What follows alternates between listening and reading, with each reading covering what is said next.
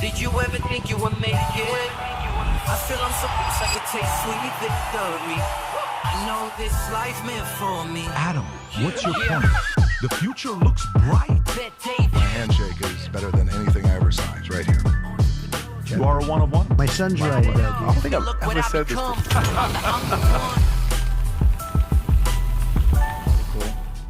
All right, so today's special episode 551, lots going on. We just got back from CPAC DC. It's an article talking about Patrick Bet-David got spit in the face. I don't know if you saw the video or not, with me walking with a federal agent, leaving a DOGE party in DC. Guy, I walk up to him with my son to talk to him, ask him a question. I'll show you the clip on what happened to it if you haven't seen it yet. A lot of other things going on. Joy Reid is very emotional. It's a very tough situation there, Joy Reid. There's a clip of her crying, so a lot of people would be sentimental. But just a few years ago, she was saying, stop crying to the people on the opposing side. So it's kind of hard to feel bad for her. But her friend Rachel Maddow came out defending her and trying to give her some encouragement. And President Trump maybe leaked some information about Apple investing $500 billion. And he says, maybe I wasn't supposed to say this or do this. We got Amy in the house to tell us a little bit about Ashley St. Clair, maybe a different perspective. Also a little bit about, who are those guys, the two movie stars? Ryan Reynolds and Blake Lively. Ryan Reynolds and Blake Lively. And it's still going, right? This Justin Baldoni guy, the lawsuit is still going. Yes, absolutely. I want to hear the latest. I want to hear the latest to see what's going on there. On top of that, it's been 2 weeks since they said the Epstein files was going to drop, and it hasn't fallen yet. And Vinny has lost his mind the last few days. Walking around this place, everybody's been having to massage and calm him down and play some old Sade music to relax him. It's not working. He's pissed off. You okay, Vinny? Here's my jobs for you. So JFK Assassination Task Force to reveal findings on UFOs, Area 51, and pledges Americans will get the truth. Pam Bondi, I believe, has the Epstein files on her desk. Trump told drug makers to move production to U.S. or face tariffs. New Small Business Administration chief goes viral as she tours empty cubes, announces return to office. Another story here is Musk says federal workers must detail what they got done or risk losing their job. And I think he gave them a second chance yesterday, another chance for them to address it or not. California, you ready for this? Newsom is coming begging for you to give him $40 billion. Yes, it's your money. He wants $40 billion from you on the way they handle the fires in L.A. The L.A. Fire Department chief, guess what just happened to her? She got fired. What? And more than 25% of L.A. Palisades borrowers are at risk of delinquency. That's 1 out of 4, a quarter. Zelensky offers to step down in exchange for peace and Ukraine's NATO membership. Far-left protesters, we already told this story, Stephen A. Smith and James Carville, they got something going on. James Carville wasn't happy about Stephen A. Smith saying what he said, and he says, you sound like he told him to stop talking about politics and stick to basketball. It's kind of like shut up and dribble type of a situation. Come at me like that. And Stephen A. gets back at him and says, you sound like one of those old... curmudgeon. Yeah, curmudgeon. What the hell is that? Like an old, just scorned, old, geezer wrinkled up old man. Well, he ain't lying. I mean, that makes They sense. don't have the word curmudgeon in Listen, we need the new technology to go like this. Curmudgeon. Boom, What is this? Dem Wisconsin governor introduces bill replacing the word mother with inseminated person. Thank God. That is an actual story. Finally. Wow. Okay. Representative Ilhan Omar, the dumbing of the American people has arrived. How else do you get Trump again? By the way, she literally called you, half of Americans, stupid. Straight up. No filters. And Mehdi's sitting there, hearing her say that. Another story here. Iran tests Trump as regime general, says it'll wipe Israel off the map. Houthis fired surface-to-air missiles at U.S. fighter jets in a first attack of its kind.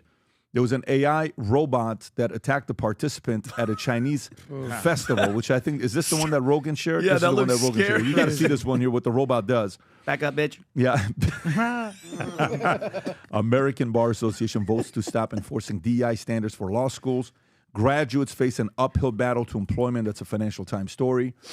MSNBC, I told you that one. Aaron Judge. I actually want to talk about this one. And Adam, I know you got thoughts on this one. Aaron Judge explains why he's staying clean even after Yankees' stunning facial hair reversal. He is still staying clean. I got some clean. thoughts as well. You mean facial hair clean or steroids clean? No. Facial hair clean. You never know. And then we got more Americans identify as LGBT than ever before. Then we got a couple of the Lester Holt steps down.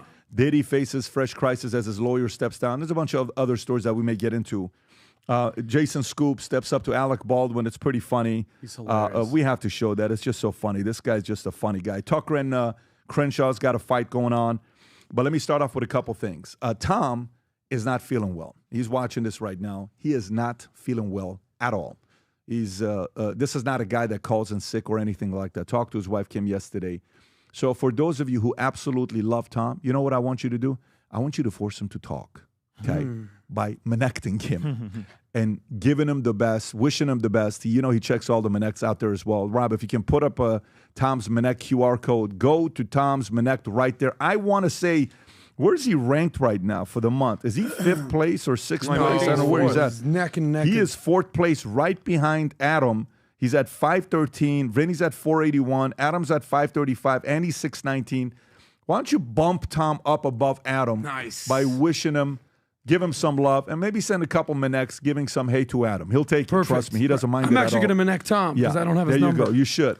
All right. Having said that, I do want to share something with you guys as an opening monologue before we get into the podcast here today. This morning, I'm reading an article from 2017, Kellogg. Okay, Kellogg School. Kellogg is known as one of the best marketing schools out there. Rob, if you can go to the story here. If you can just go to the story, click on the link below. That's Watch at this one here. Northwestern, is it not? It's a very, very, very respectful school. Sitting near a high performer can make you better at your job. It's called a spillover from certain coworkers can boost our productivity or jeopardize our employment. What are they saying? Go a little bit lower to read this a little closer. The people we sit near at work inevitably impact our day. They may brighten our mood or drive us crazy. So for me, like I have a problem here, right? 25. What's more, our work neighbors can actually change how we do at our jobs. Researchers looked at the 25-foot radius around high performers at a large technology firm and found that these workers boosted performers in coworkers by 15%. That spillover, positive spillover, translated into an estimated $1 million in additional annual profits, according to new research from Dylan Miner, an assistant professor at managerial economics and decision sciences at Kellogg. Now watch this here, how this continues. So 25 feet radius, 15% positive, okay? Watch the opposite.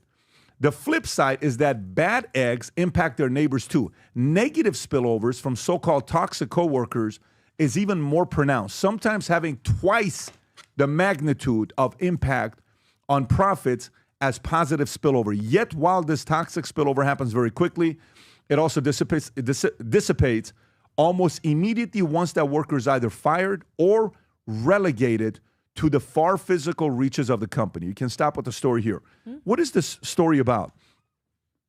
If you think about a lady this morning, Crystal, who her and I MINNECT a lot, she MINNECTed me today to speak to her son, 13-year-old son. I've met him before. So I sent him a message this morning on the drive here talking to him about what it is to be 13 years old.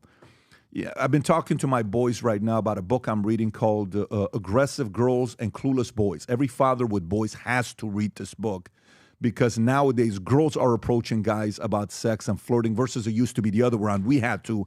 Today, girls are the ones that are more aggressive. If you have a son, do whatever you can. Don't look at the ratings. Just go read this book. It's 80 pages. You must read this book.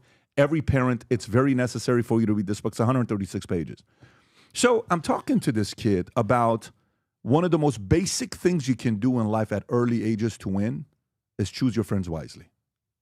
Later on in your career, one of the best things you can do in your life is choose your bosses, the company you work with, and your coworkers wisely. You do, you'll grow. You'll do better. You don't, you'll hate the company. You'll hate your boss. You'll be angry at everybody. You'll be walking on eggshells like, oh my God, I can't believe this. And you're thinking it's you, it's somebody else. Now, don't get me wrong. Some people in life are crap magnets. There are people that purely are crap magnets. They cannot help themselves but constantly attract negativity and problems in your life. You got to do whatever you can to avoid those folks. But if you can simply decide to attract better people in your life can improve in every possible way.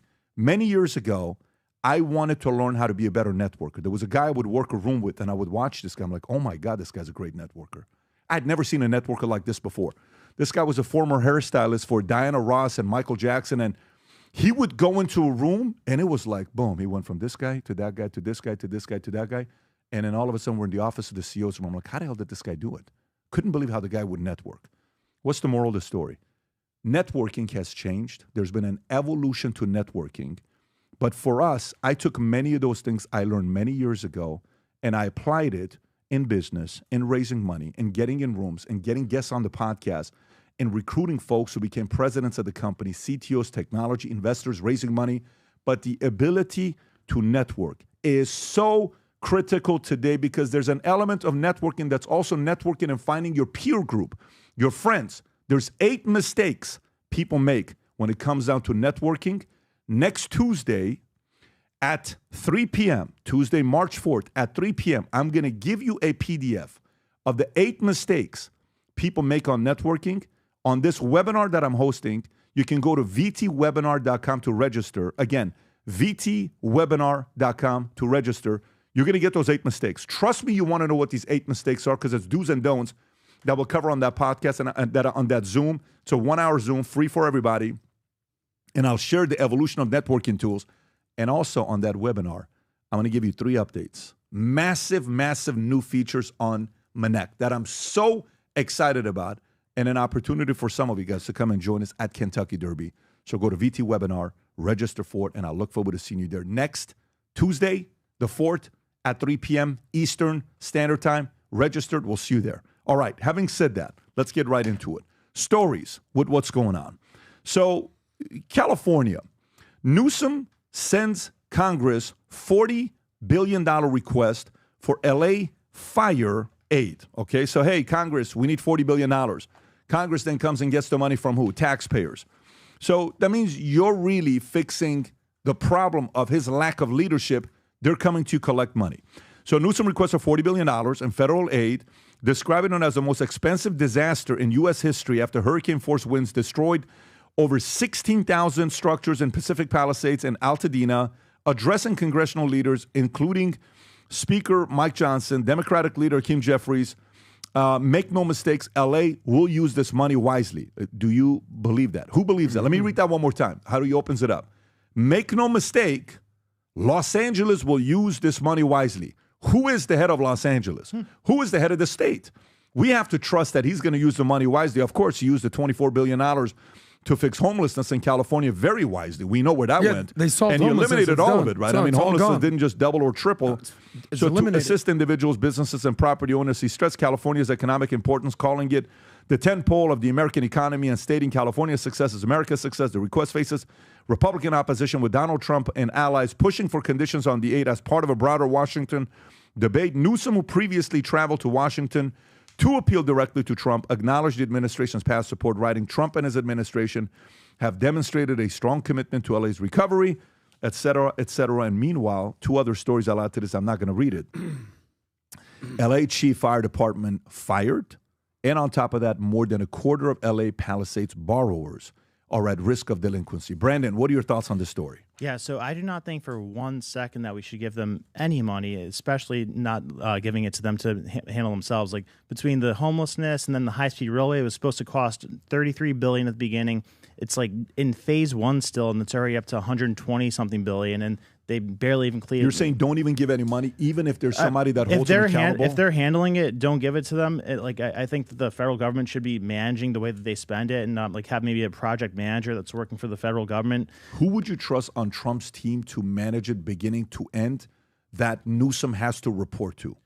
Anybody that did any of his projects, because he's a professional at that, at making sure things get done on time in a cheap way. But California is like the equivalent of Ukraine. It's like a black hole for money. Any money that we've ever sent to California just disappeared. The thing that was supposed to fix has gotten worse after we gave them the money. So, and in addition to that, like it's a place that's being held captive right now by a supermajority. So Trump originally said that he was going to give it to them if they did some simple things like requiring voting ID. So I would like him to see him do that too, because he has some leverage here.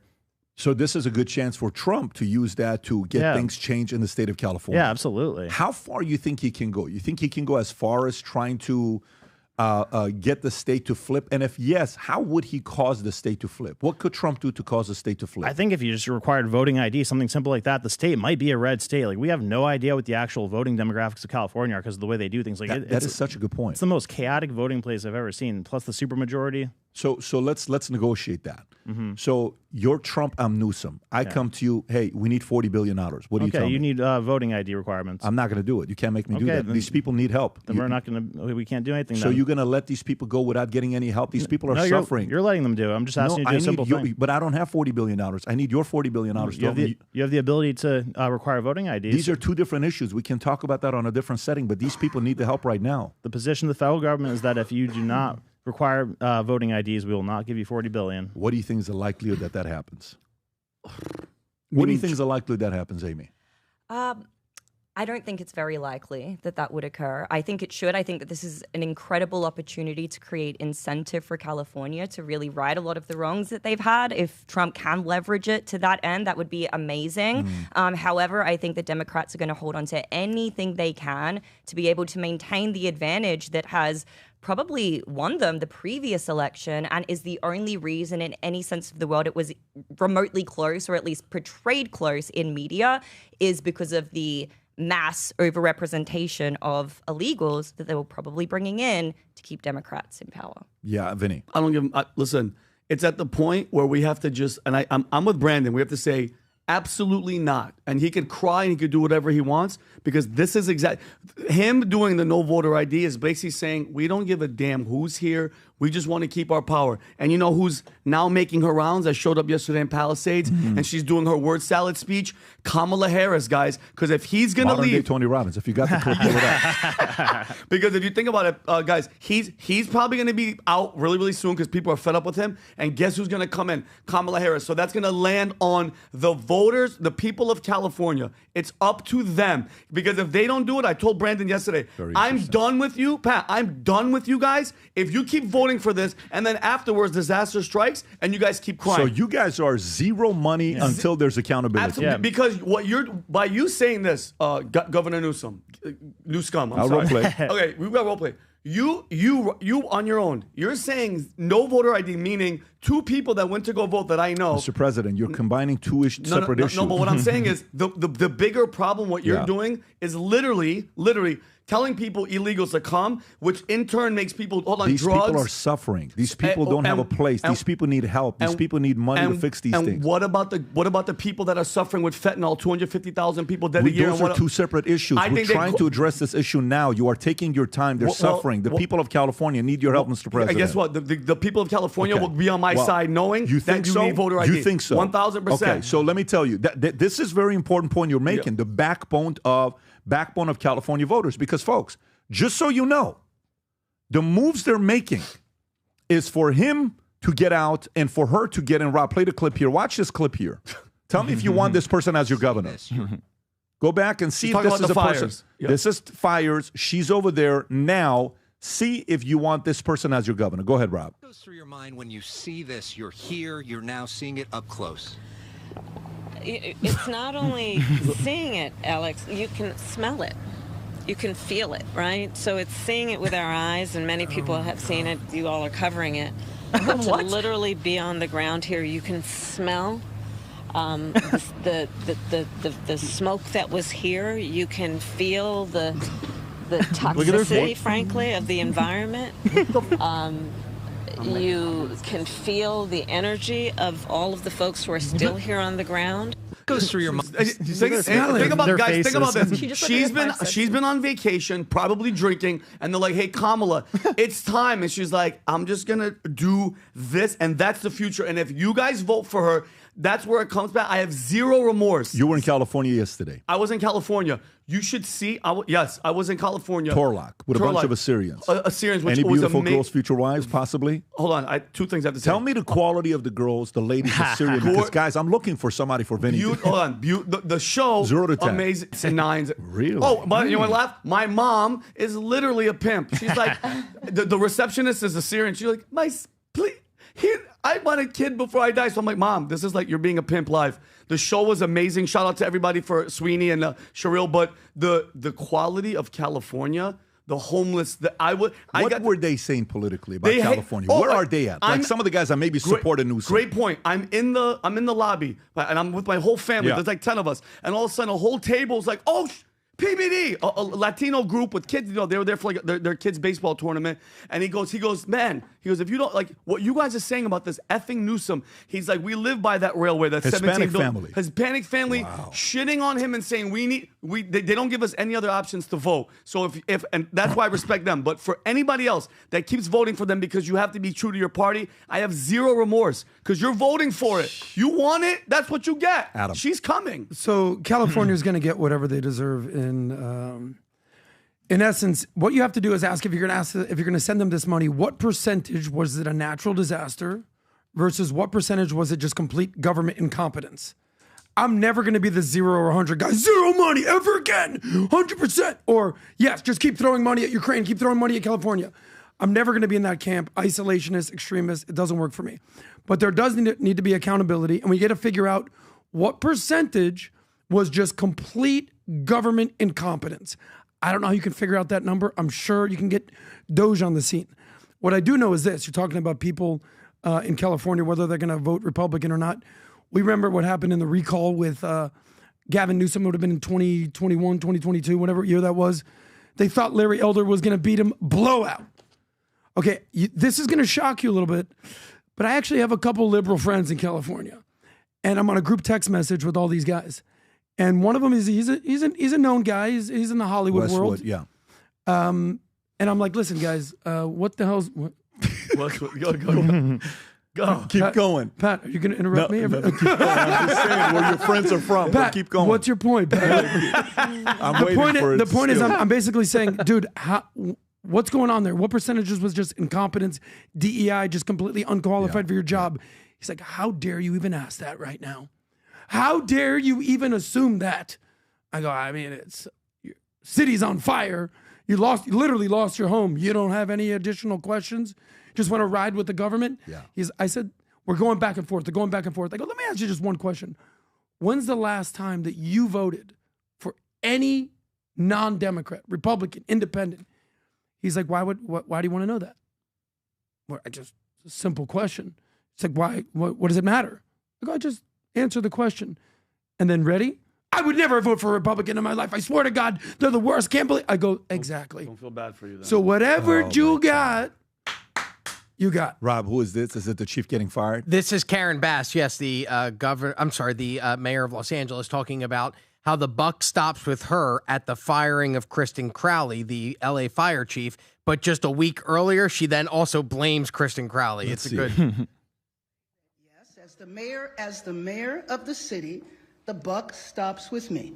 I am in charge. Really? However, the person in charge of the fire department, as I mentioned before, whenever there was a fire emergency, a weather emergency, or a hint of a problem, I am contacted directly, and not just by Chief Crowley, but by any of the heads of the departments. As you know, we have over 40 departments. When I talked about it with the fire chief, what she said is that we have warnings of Santa Ana winds a lot, but predicting this, and you saw, from the city, from the county, that level of preparation really didn't happen. So it didn't reach that level to me to say something terrible could happen and maybe you shouldn't have gone on the trip. Why?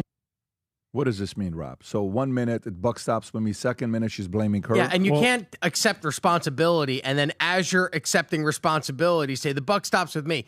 However, you're immediately then directing blame back to the other person. Right, and she fired her. She did. Okay. But remember, though, this happened like weeks ago. Remember, it was a couple days after the fire happened, and the chief spoke out against the mayor saying, like, hey, what are we supposed to do if the water's not in the hydrants? Then, like, minutes after that, articles came out that she got fired, and then they kind of pulled back on it a little bit. So this decision seems like it was made weeks ago. Well, I want to show you this here, Rob, if you don't mind. If you can do me a favor. So, and these two kind of go hand in hand. You'll see why. So we're at an event in D.C. We're at CPAC. Afterwards, we go to a DOGE party at this beautiful penthouse. What was it? 5-story penthouse of Dwight Howard that the new guy, a Bitcoin guy, I don't want to say his name, he bought. So beautiful property. You're going there. We're at the top. And by the way, Tico got in at 13 years old. He got in, so he's kind of like hanging out. He goes in with his mustache, let him in. The mustache And is he's tall and he's got big hands, big feet, so they're kind of like, this guy must be at least 18 years old, so they let him in. Yep. We go into this place. We're walking up. Him and Tom are at the top on a rooftop. Shout out to Tom. Tom, they're chanting. Keep fascists out of D.C. Fascists out of D.C. And then you got Tom and Tico from the top. They're chanting. What are they chanting? Give fascism a chance. Yeah. Give fascism a chance. So anyways, I'm coming up. I'm like, Tom's either being a bad influence on Tico or something's going on. So we're like, okay, guys, we got to go get the plane because we got back at 1:30 in the morning. So we get down. While we walk down, I want to walk up to these guys to see what they're all about. Rob, is this the tweet or is this my video? Which one is this? This is your video? This is yes, my video. The other video, Rob, so play this and then go to the other one. I see what you're doing. Go for it. So this is, I just walk up to this guy to say, what are you upset about? That's me, that's Brandon. There's our service agent. So cops come in and he can't answer me anything while I'm asking him questions, okay? And then boom, he spits on a federal agent's back. Boom. See right there on the back? Okay. Go to the other clip. Obviously, he gets arrested. If you go to the Twitter one, there's a different clip. He gets arrested. And he gets arrested afterwards. Guys are connecting me and texting me and saying, hey, Pat, you should file this. You should go sue this guy. You should do that. You should do this. And by the way, this is a different angle. Go a little bit lower. Mario Nafal put the clip. Go a little bit lower, a little bit lower, a little bit lower, a little bit lower. Right there. Okay. So that's freedom, whatever. Just the tweet. Zoom in on Mario's clip, Rob, if you could. Yeah, go. So I wouldn't so show that zoom right. out a little. What'd you say? I have freedom news. We gotta be okay, careful. got it. Okay, sounds good. So, anyways, so the question becomes, what are they complaining about?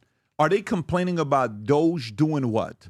Firing people that are government employees who are maybe not working. One guy came up to me with a mask, screaming like angry, just going like this. And then you realize these are paid agitators. Thank you. These are not people that are protesting. By the way, Rob, do me a favor. Play the clip that's in the notes section that I have of Bill Clinton. You tell me who this person sounds like. This is Bill Clinton, okay? I want to say this is 93, okay? Look what he's talking about. This is maybe the OG DOGE, and the Democrats applauded him for doing this. Go ahead, Rob, play this clip. We cut the federal government by more than 100,000 positions Oh, in the really? last 2 What? years. Oh, okay. We're on the way to reducing it with laws already passed by 272,000 positions. Oh, really? Making it the smallest it's been in more than 30 years. Oh, wow. So you're firing people. We cut taxes for 15 million working families with 40 million Americans in it, about an average of $1,000 apiece for families of four with incomes under $26,000 There you go. this That's year. good. Good. We made 9 of 10 Watch of our this. small businesses eligible for tax reductions. Respect. We invested in the tools our people need in education and training and technology. Yep. We did more to open markets in the last 2 years than in any previous period in a generation. Okay. The results are clear. DOGE. The deficit that 2 years ago was projected to be over $400 billion a year by the end of the decade is now under $200 billion. It's going down for 3 years in a row for the first time since Truman was president. Respect. The economic plan we have already passed will cut the deficit in half as a percentage of our economy. Okay. We have almost 6 million new jobs, the biggest year in economic growth in 1994 in a decade, with 93% of those jobs in the private sector. That's the largest percentage of private sector Who's he job sound like growth to you? going. Who's he sound like to you when you're listening A to little bit this? like Trump. Like a Trump, JFK, someone who has common he sense. should sue them for like copyright. Like he's stealing. They stole this whole. And, You know, but by the way, Yeah. they loved him then, Yeah. right? And his Speaker of the House was who? Newt Gingrich, Yeah. which was a Man of the Year on the cover of Time magazine. But I want you to watch this other clip. I want to play this to see where the controversy is. Here's Barack Obama in 2008. Play this clip. Tell me who this sounds like. Go ahead. The Bush administration has done nothing to control the problem that we have. We've had 5 million undocumented workers come over the borders since George Bush took office. Racist. It has become an extraordinary problem. Yeah. And the reason the American people are concerned is because they are seeing their own economic position slip away. And oftentimes, employers are exploiting these undocumented workers. They're not paying the minimum wage. They're not observing worker safety laws. And so what we have to do is create a comprehensive solution to the problem. Yeah. Now, I have already stated that as president, I will It's interesting. You hear him, you hear Clinton, you hear them saying that, and that's what DOGE, Trump, Musk, Homan are doing. What are you upset about, Brandon? Yeah, no, it's interesting too. I mean, you see clips of Hillary, where she literally sounds more conservative than Trump. Like, so when she's debating Obama with this and all that. So this is an example of how far the left has moved. For people who say they used to be in the middle, they ended up on the right now because things shifted to that degree. And I think they're importing these people like this because they see that playing out. And interesting thing about Clinton during his presidency was the only year in the last 70 years where we had a surplus. I sent Rob a chart where there's this little blip on it. Every single year we're in a deficit. That one time when Clinton was president, it's the only time we had a surplus ever since I think like 1960, 1950. So I mean, I don't see a single positive thing or a single negative thing you could criticize about DOGE. That's the chart, Brandon. Yeah. So look at that. That's what Clinton was talking about. Look at that chart. Look at that beautiful chart. Right there. Beautiful chart. By the way, Rob, can you circle around what era he's talking about? Yeah, it was the only time. It was the mid-90s. Look at that. Yeah, only time. Bill Clinton was the only president to balance the budget. We had no deficit under Clinton. Yeah, because he was hooking up with somebody other than Hillary in the White House. Buddy, if you want to save trillions of dollars, I don't care who he hooks up with. Yeah. So it's an easy joke. That's the whole thing with Clinton. Everyone thinks of Clinton as he's sort of like a laugh line. Oh, Clinton, he likes things under the desk in the Oval Office. Listen, buddy, James Carville, who we're talking about one time, he says, what didn't you like about the 90s under Clinton? Did you not like the peace or the prosperity? Which one? Every country wants the same thing, peace and prosperity. We were doing great under Clinton. We've come a long way since Clinton. Now, as far as this whole situation with CPAC and DOGE and like that, it was actually an awesome time. Thank you for the opportunity, Pat. It was sick. I'm holding the schedule of events. So Javier Milei speaks. Some guy named Patrick Bet-David gets up and speaks, crushes it. Secretary Doug, want to give my best friend a hug, Doug Burgum. Then Tom Homan comes out there, freaking rock star. That one was awesome. Was a star. Could have been drunk, don't care. Let's get stuff done. Georgia Maloney, she comes in from Italia, she zooms in. Elise Stefanik gets out there. She's crushing it.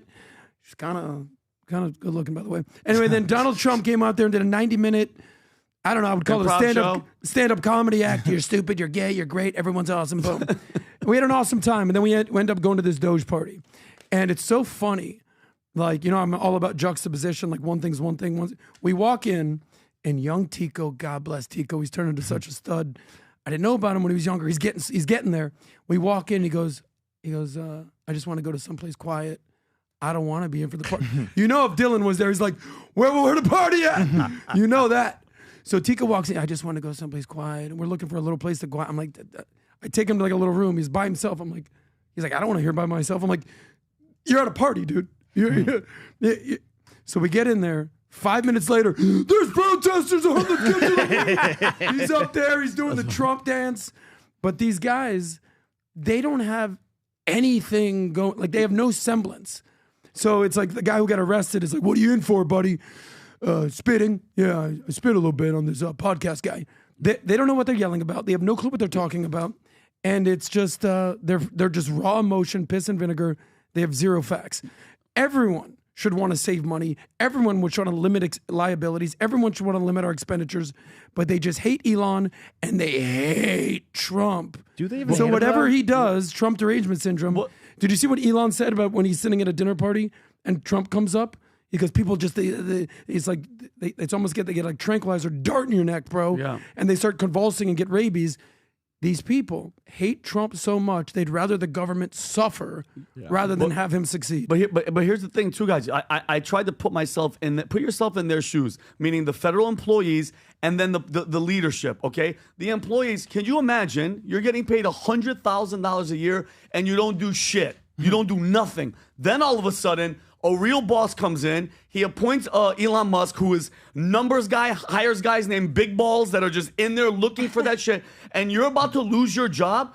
Of course you're gonna get furious. Of course you're gonna get mad. And then the leadership, Bernie Sanders, upper lip doesn't move, and all those guys, bro, they get all the kickbacks, all the money. So when you start taking the money, it's like in the movie Casino. When you start messing with the mafia's money and their take. What? He goes, you mean they're skimming off the top? What do you mean? Go there and they kill everybody. They're furious that the money's losing. Joe Pesci. Yeah, Put exactly. your head in a but meat we're grinder. winning. And guys, and I said this before, it's going to hurt. This winning is going to freaking hurt, but who gives a shit? We have to have it. It has to happen. The paid agitators take is really interesting. And, I wouldn't have considered it, but it actually does make a lot of sense because we've come so far since the woke mind virus was cranked up to the most absurd extent possible. We're course correcting on a lot of things. The fact that people are still upset about some things that should just be so blatantly obvious, it could only make sense if there were funding behind the scenes or paid agitators to keep everybody inflamed, because at this point it just doesn't make sense why people would be so pissed off about this stuff, especially the thing about report on what you're doing for your job. That's something that every single industry should incorporate into their business structure to some extent. I know that's something that I need to do every single week. I need to report on what I do. If government workers who are making, as Vinny said, potentially six-figure incomes or have other interests that are paying them, can't even outline like 5 things that they could do. No, kick them out, kick them all out. Well, watch this here. So while we're going through this, these guys are saying, send us an email of what you did last week. We want to know, right? Send us an email. So Elon Musk says, bar is very low after ordering federal employees to fill out productivity reports or resign. Basic question he's asking, right? Musk says federal workers must detail what they've done or risk lose their jobs. There's a Wall Street Journal story. Overseeing the Department of DOGE under Trump announced that all federal employees will shortly receive an email requesting to understand what they got done last week and warned that failure to respond will be taken as a resignation. The Office of Personal Management, OPM, confirmed employees must submit 5 bullets of what you accomplished last week by Monday night, though some agencies, including the FBI under Director Kash Patel, have instructed employees to pause any responses while reviewing the directive. The order has triggered confusion and legal scrutiny across federal agencies, with officials at the Department of Justice and Health and Human Services employees not to respond. Sean Kevney, acting general house at HHS, called the demand personally insulting after working over 70 hours advancing administration priorities. Everett Kelly, president of American Federal Government Employees, warned that the union will challenge any lawful terminations of our members and federal employees across the country. Rob, do you have a clip on this? Because it shows yellow as if there's a clip on this. I do. I have a clip from Elon Musk. This is back in January, where he talks about the actual shrinking the size of the government and how that's going to benefit the economy. So then what I'm going to go to is I'm going to go to the other story, and then I want you to play the clip. The new Small Business Administration goes viral after she tours empty cubes. If you have this, so this is the SBA chief, Kelly Loeffler, posted a video from her second day on the job, touring empty offices and stating about 90% of our employees are working from home. Well, that ends Monday with President Trump's order to return to work. Watch this clip here. Go for it. Hi, everyone. Kelly Loeffler. It's my second day here at the SBA. I could not be more excited to be here, so I thought I'd take a walk. And what I found is that exactly what's been said is true. About 90% of our employees are working from home. Well, that ends Monday with President Trump's order to return to work. It's a tremendous waste of taxpayer dollars to be paying for people and offices that are not showing up for work. So what we're going to do Monday morning, be back in the office, just like our small businesses that we serve every single day, that work for us 7 days a week. We're going to be here working for them. So, question, why are they not working from the office? Because we're still from COVID time. We're still on Adam, lockdown. there's another We're still on coronavirus lockdown. coming. Literally still from COVID. Monkeypox, what's going on here? Yeah, exactly. This is absurd. It's absolutely absurd. So It's taking advantage of the system. That's exactly what the hell they're doing. And it's that time is over, bro. By the way, she made a great point. The building, the lease, the rent, the air conditioning, the light, come to work, you lazies. And by the way, those people that are mad that, wait, I got to make a list of what I do a week? Yeah, that was a test. Now we know exactly it's you. You're the ones that aren't doing shit. Well, the ones that are doing their job, quick. Pat, right now, you said, Vinny, give me a list of what you're doing a day. Okay, short, writing, sketch, podcast. If I went like this, Pat, what do you mean? You don't trust me? That's the guy that you have to worry about because you know he ain't doing shit. So, that's the guy. That's what he's doing. So one of the guys ran up to me. Do you remember the guy with the mask on and the glasses? Of course. You guys recorded him. I don't know who recorded. Somebody got his clip. He says, I just lost my government job. I'm trying to talk to these guys. Yeah. Right. You cannot talk to these guys. No. You can't know, talk to them. They're belligerent. You can't. But the reality of it is, You got 2 million employees, of which only 6% work at the office. What company is going to be okay with that? By the way, there's another report that came in that they're going to Pentagon, right? I saw a number here, Rob. I don't know what page it's on. It's one of the stories here. Yeah, it's right below that. The Pentagon expects to fire up to 8% of its civilian workforce. That 8%. one right there. By the way, of course, what are you going to do? So go back to that story, Rob, that you had. So Pentagon expects to fire up to 8% of its civilian workforce. 5,400 probation employees face dismissal starting next week. Hegseth champions Trump's campaign to slash federal workers' ranks. Of course. What do you mean you're not coming to work? Since when has this been okay? Yeah. And now you expect for people to sit around and say this is fine? Go ahead, Brandon. Well, yeah, but so there's the two laziest workers in the country, I think, are union workers and government workers. And then now you have union workers and government workers combined. Like, so the out of all the states in the country, the two biggest populations of federal workers per capita, Maryland, Virginia. What do they have in common? Like, the biggest wealth gap in the entire country is in Washington, D.C. So, you have like the most crime, the highest poverty rate, but also the highest income per capita amongst like the top people. So when this is an example of the market not deciding like the value of people, this is the federal government deciding the value of people. So there's pouring money into like these jobs. That it's not the market choosing these things; it's the government choosing them. So that's a byproduct of that. It's like a totally unnatural thing. DC's run like differently than any other place in the country, and it's a disaster. Amy. Yeah, I think it's absolutely insane for any industry to practice this as a normalized standard. I mean, don't get me wrong, there are online opportunities out there where you can make money without a salary, without somebody paying you week by week, and you can make money based off your own efforts. If people want to complain about having to show up to do work in their workspace, then maybe find one of those online opportunities where you can get paid based on the value that you're bringing to the marketplace. Then maybe you'll have a flyer lit under your ass to actually go to work. But being someone who, this is actually, you may not know this, Pat, this is my first job that I've ever had where I actually need to show up and be somewhere. I've been involved in various different sales opportunities, various different investing things. And one thing that I can say is, I've always been a high achiever, but when I looked at my peers, it was insane. The amount of burnout rate and turnover rate, people just wouldn't make it because they couldn't show up and put in the work. The fact of the matter is, for most people, they need somebody. They need some accountability in order to show up and in order to get their job done. And especially when it comes to one of the biggest industries, agencies in the entire company, the federal government. Like, yes, we want some oversight. We want to know that these people are showing up, serving the people, and getting their job done. By the way, good for you. And by the way, watch this here, folks.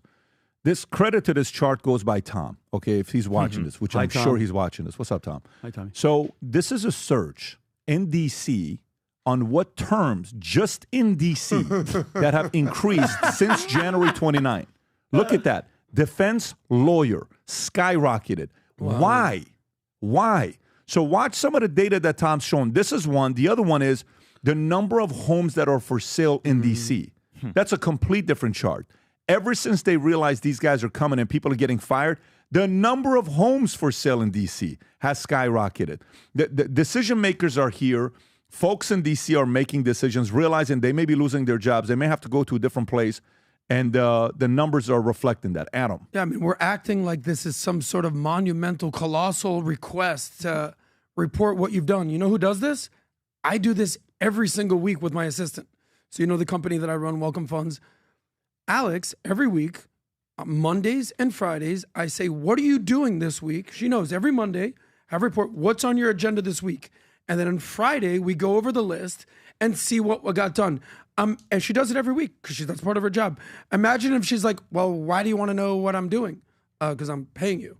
Well, what does that matter? Because that's your job. Never once would she request like this. So anyone who pushes back and it's like, what? Why would you want to even know what I'm doing? It's common sense. They're guilty of something. I send them we don't have to show it, but I send it to Rob. 2,446 homes went for sale in Washington, D.C. on Zillow on just when Trump and DOGE came. That's the charge. Everybody, and they're like 800,000, 400,000, $1 million houses. Everybody's like, bye-bye. Yeah, now we got to go. This might be a good opportunity for you to buy your house, finally. It's going to crash their economy, by the way. It's going to crash Virginia's economy, by the way, because those are the Beltway bandits. Like, all that NGO, D.C. money that gets pumped into that. Let's see if they can make it a free enterprise. Yeah. Let's see if they can make it a free market. Yeah. Go see if you can make it a free market. It's all it's not an easy thing to do. If you could pull it off, respect to you. If you don't, we found out maybe you're not really a net positive to society. That's right. The market will pay you whatever value you bring. If you don't have it, it is so brutally honest. It sucks. That's how bad the market is. It has no sympathy for you. Let's find out who you guys are. Maybe you're better than what DC was paying you, and we'll filter those guys out. By the way, while this is taking place, the old Dems are afraid of some of the new faces of Dems. Here's Stephen A. Smith and James Carville. James Carville is tired of what Stephen A. Smith has been saying. And he flat out calls him out. Play that clip, Rob, if you could, with James Carville, and then watch this one here. So Stephen A.'s been very vocal, calling out Kamala, calling out everybody, calling out everyone on the left. And James here, he's having a sip of milk or some called beer. And go ahead, Rob, play the clip. Get you a warm glass and shut the hell up. He don't know his ass. No, go back a little bit. That was Adam. That's not James. Go ahead. Tell the difference. Go ahead. When it comes to politics, he don't know his ass from a hole in the ground. He's on that running his goddamn mouth about how he may have to run as a Democrat because there's nothing left of the Democratic Party. There's no talent. Stephen A., are you shitting me? I mean, you say you're friends with Wes Moore and you say you're friends with Josh Shapiro. I'm friends with both of them. I think they're really extraordinary, talented people. I got news for you, dude. There's 6 or 7 other people in the Democratic Party that are just that talented. So before you start running your fucking mouth off about politics, a topic of which you really don't know anything about, you ought to sit back and think about it and call some people and run it by them. But don't let your political stupidity stand in the way of your outspoken and I think often insightful views when it comes to American sports, of which I think you are an expert at. And pause it if right you there. know where, Okay, now go to Stephen A. and his response. How condescending. Yeah, let Stephen A. play. Go for it. Rob, how long is it? I cut out all the fat. This gets right to the Okay, portion. go for it. Be so rude. You know, dropping F-bombs and going off like that. I mean, I know that's your nature. I understand that, but let's just say 2 can do that, you know. I mean, if you really wanted to get raw, ain't nobody hiding from that. I could be that way. It's just that my mama taught me to respect my elders. And you are 80 years of age, if I remember correctly. And I'm trying to be respectful, so I'm not going to come at you the way that you came at me. I thought that was completely unnecessary. That's number 1. Number 2, I religiously say I'm no political aficionado. I religiously say I don't know politics like that. I read. I watch the news. I'm a conscientious observer. But I do have to ask you a question, Mr. James Carville, albeit rhetorically. You do know that you're talking to a voter, right? Could that be one of the reasons why y'all lost? Just a thought. Because you sound like one of those old curmudgeons that want things to stay or be the way that they used to be, and you're resentful, harboring an abundance of animosity because you're not being heard. That's not Stephen A. Smith's fault, sir. That's that damn Democratic Party that I was talking about. Okay. So now, Stephen A., how far are you going to go with You this? see, they shouldn't listen to me. Do you realize, James Carville, that means they shouldn't have listened to you either? Yeah. Which makes no sense because we were both right. Because guess what? What I was saying is what you were saying. I saw you on Fox News. I saw you on CNN. I saw you on your podcast before the election. Yeah. Where the hell you think I got some of the stuff from? When you were talking about the Democratic Party, I'm making that up. You can pause it right I'm there. making. All right. So, Stephen A., they don't like you. It's that simple, bro. They don't like you. The same way they don't like RFK, who's now in Trump's administration. The same way they didn't like Tulsi. The same way they don't like Rogan. The same way they don't like Musk. The same way they don't like any of us. Because either you get in line or shut the hell up, is what he's saying. I wouldn't say that to you. That's what he's saying. And that's not in your nature. But if you're going to shine in that party, you have to lock it up and listen to what they got to tell you. And it's not in your DNA. It's just not. That's not in your DNA. So what are you going to do? Create a new community there? That's been tried. They don't like your type. So you have a couple choices. One, try to fight it and see what they do. You ain't going to get their money. You're not. You need the money. You're not going to get their money. You don't have that kind of money. You need billions. You need $1.5 billion. They're not going to give you the money. None of those guys are going to support you financially. They're not. Because the candidates on the left are usually bought by someone with favors. Yesterday I had Nicolas Ferreira here from Brazil. And he's talking about how this guy named Kassab, Gilberto Kassab, who is the leader of the Worker Party in Brazil, who used to be the mayor of Sao Paulo, who is the most powerful man in Brazil right now because he is the leader of the political party that's on the center. And the center means you give them money and favors, they'll do anything you want them to do, but they have a lot of control. Right now they have a lot of control. He says, my worry is the closer he gets to Bolsonaro, he's going to ask for a favor. I wonder how big that favor is and how dirty that favor is, that it contradicts our values and principles. Are you going to do that? I don't know if you will.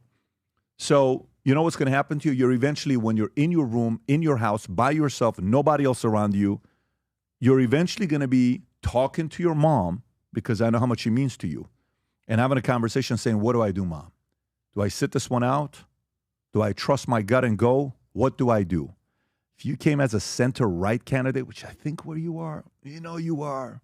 You're not going to say it publicly, but you know what I'm saying? You're like a center-right guy, dude. You know what I'm saying? If you came out as a center-right guy, I think it'd be interesting to see you run in 2028 and see what happens. So I think if you run on the left, they will destroy you because they do not like your type. They like Biden type. They like the yes man. You ain't that guy. So what are you going to do? You're going to keep playing this? You're working your way into being a conservative here very soon because you're showing a lot of conservative tendencies. You are. But I know the fear of what could happen if you do something like that. Anyways, that's my thoughts on this. James Carville going after, this is kind of like when a young guy, because Stephen A. is young in politics, and James 80 years old. Yeah. It's when a young guy comes up in business, and I was coming up, and I would start getting vocal and all this stuff, and I never forget, when I wrote you ever hear me talk about when I wrote my Jerry Maguire 16-page, 16 points, whatever? One of my old friends, I've been trying to look for this proposal that I wrote for 15 years. Was it me? Remember me, you, and Jen were walking, and I think you I told you the story. It was amazing. That's right. I told you. You found it. Dude, last week, an old friend whose name I will keep to myself, but you all know who he is, sent me this letter that I wrote to him. That's it? Look, this is the letter I sent him March 15th, right? But he added the proposal, the entire proposal I wrote, okay, as a young buck coming up. Yeah. Do you know what happened when I wrote this? And all the points and ideas? Everybody, who do you think you are? And da-da-da-da-da, pa-pa-pa-pa-pa, some lady named Susan. All these people losing their minds. I said, okay, this is what you want to. I never wanted to leave. I never wanted to leave. Never. I love the company. I love the people. That's the same exact thing Stephen A. is going. He eventually is going to be forced to leave that party. They don't know how to control him. They can't stand him. They can't stand people like him. Cannot stand people like Stephen A. People like Stephen A. in the Democratic Party are hated. They're not welcomed. Period. Full stop. What are you going to do? And here's my question. Why would he, for instance, let's say down the road, Stephen A., who I admire the guy. I think he's one of the most important and dopest sports analysts, and now that he's shifting to politics, it's fantastic. But like, what would make you even at this point, like, go to the Democratic Party to save it for what? Meaning, Adam, their core, their base is what? What do you as a Democratic Party, what are you offering? Race baiting, divisive, open border, giving money to everybody. There was no way that he would. If he would, and to try to come in and change the party, you nailed it. There's no way that they would do it. And Carville, can you imagine? This is the beauty about being Democrat on Democrat hate. A white guy sitting there with a beer, drunk, shit, stupid, cussing, all that. And nobody called him a racist. If that was a Republican sitting there talking to a black man like that, it would have been headlines. Over here, it's cool because it's James Carville and he votes Democrat. But I think Stephen A., if he ran, how about this? He would be a breath of fresh air in any political. That's the guy that you would want because you know his heart is in a good place. You know his mother raised him right, who said that she would actually vote for Trump if she was here. But that party, bro, That party, I believe, my opinion, is done for a very long time, especially with what's happening right now. They're cooked. Yeah, I think he could really re-energize the base. That could be incredible. But to Vinny's point, I definitely don't think that's going to happen. It's reminiscent of like when they're saying, oh, we need a Joe Rogan of the left. It's like, you had a Joe Rogan of the left. His name was Joe Rogan, and you ruined that. You alienated him, just like they're doing to all of these other people. Like the saying, the left eats themselves is so apparent right now. It's bizarre that you hear constant reports of them saying, like, internally, like, we're in full-blown panic mode. The Democratic Party's a disaster right now. We don't know what to do. We don't know what the next move is. And then they're spitting in the face of somebody who's super charismatic, one of the best-spoken people in the world that wants to be on their side, is trying to do everything possible to be on their side, but then they go out and criticize them like this. And like you said, like, I think that looked racist, too, but they never mention that. And, of like, course. But, yeah, so, like, what extent are they willing to go to? Like, they're, like, how do they expect to fix it if they only are willing to tolerate people who will just do whatever they say? Like, they ruined Bernie Sanders, and he's going against Hillary Clinton. They and I always say, if Tulsi or RFK ran against Trump, they definitely would have won. Like, do you guys disagree with that? You think if Tulsi ran as a Democrat or if RFK ran as a Democrat on the ticket against Trump, I think either of them would have beaten Trump. Anybody would have won. Hold up. But I think if it started early, but before the Biden and all that nonsense, if Tulsi ran, she would give him a run for the money because Trump wouldn't have been able to talk all the crap that he talked about all of them to her. Look at what Kamala is, and she's like, she almost won. Like, I mean, they put enough money behind her that she could have won. But if they put that money, $1 billion behind Tulsi, soldier, American, patriot. Let me ask you this. Yeah. So, who's more loyal to their party values? Are Democrats more loyal to Democrats or Republican more loyal to Democrats? Democrats to Democrats. Okay, so why do you say that? Because no matter what, they are going down with the ship because their ideology vote blue, no matter who. Okay. Great one. I mean, when we take a look at what Obama was saying, it seems like the messaging has changed very much. So, do you mean like historically, or do you mean like right now? No, you know? I'm saying today. Okay, today. Yeah, Democrat for sure. Because watch this. Okay, so Republicans were known as a party of the war, right? Yeah. It was a party. Guess what Trump's like? Nah, right. We're not doing that. Mm-hmm. So who you think you are, rhinos and McCains and everybody and the Bushes and the Romneys, and they hate this guy, right? No, I don't. I think we can be Republican and not be a party of war. Okay. Yep. So, you know, we're gonna be a party of this. No, I think this is how it's gonna be. Listen, if we are able to get some money out and I think we need to give a refund back to people because we effed up spending their money. So what has happened is Republicans are like, it's actually a better idea. Can you prove it? I'm open to it. Democrats are like, no, Stephen A., that may be a better idea, but you have to listen to us because we know. And you can't break through in that party. You cannot break through in that party. They're not letting that happen. The Republicans had a massive breakthrough because they had a guy with a big backbone that stood up against them. And what he had money. He had fame. He had money. He had street smart. He came up in a city filled with gangsters, tough guys, some criminals, guys in real estate that you have to do business with, that they're going to try to bully you, put you in your place. And he made it. That develops thick skin. So he has additional resources that Stephen A. has the platform. He's got it. He talks, people will talk about it. He doesn't have the resources, the levels that you need to tell the other side, F off, I can do it on my own. He doesn't have that kind of money. Someone has to back him up. Who? Who knows? But I think the other side will gladly welcome him. Yeah. And if he came in, you know what would happen? He would still be able to disagree, meaning he would still say, I don't know if I agree with the president on this. I don't know if no problem. But he would still be welcomed. Rogan doesn't agree with everything. Musk doesn't agree. These guys don't. Bobby Kennedy definitely doesn't agree with everything with Trump. Yeah. Tulsi doesn't agree with everything with Trump. But guess what? Come on down. As long as we're here together, we can make this work. We don't have to agree on 100%. The left is, you have to agree with us on 100%. You can't have people like that. No. You cannot have people like Stephen A. shine on that side. Adam, and then we'll go to the next story. I don't see Stephen A. becoming a Republican. I do see him being an independent. I do think he's shared with us his mother was more conservative. I know you're saying you can see him being center-right. I see him being center. And I think the Democrats need more people like Stephen A. to bring them back to the center. Like, if you're a Democrat, you're the Democratic Party right now, you guys need to take a long look in the mirror and be like, who in the hell are we? We are the party of birthing people, not mothers anymore. What the hell? So You talked about it's so hard to break through. It's so hard to break through. Well, Bernie almost did it. And they're like, nah, Bernie. Get in line. Get in line, buddy. Trump almost didn't do it, but he broke through. Now, I remember in 2016, I remember with the whole conversation of the establishment versus the anti-establishment and MAGA versus the rhinos. They were basically saying, if you recall, this is the end of the Republican Party. They're done. If you elect Trump, even if he wins or doesn't win, they are finished.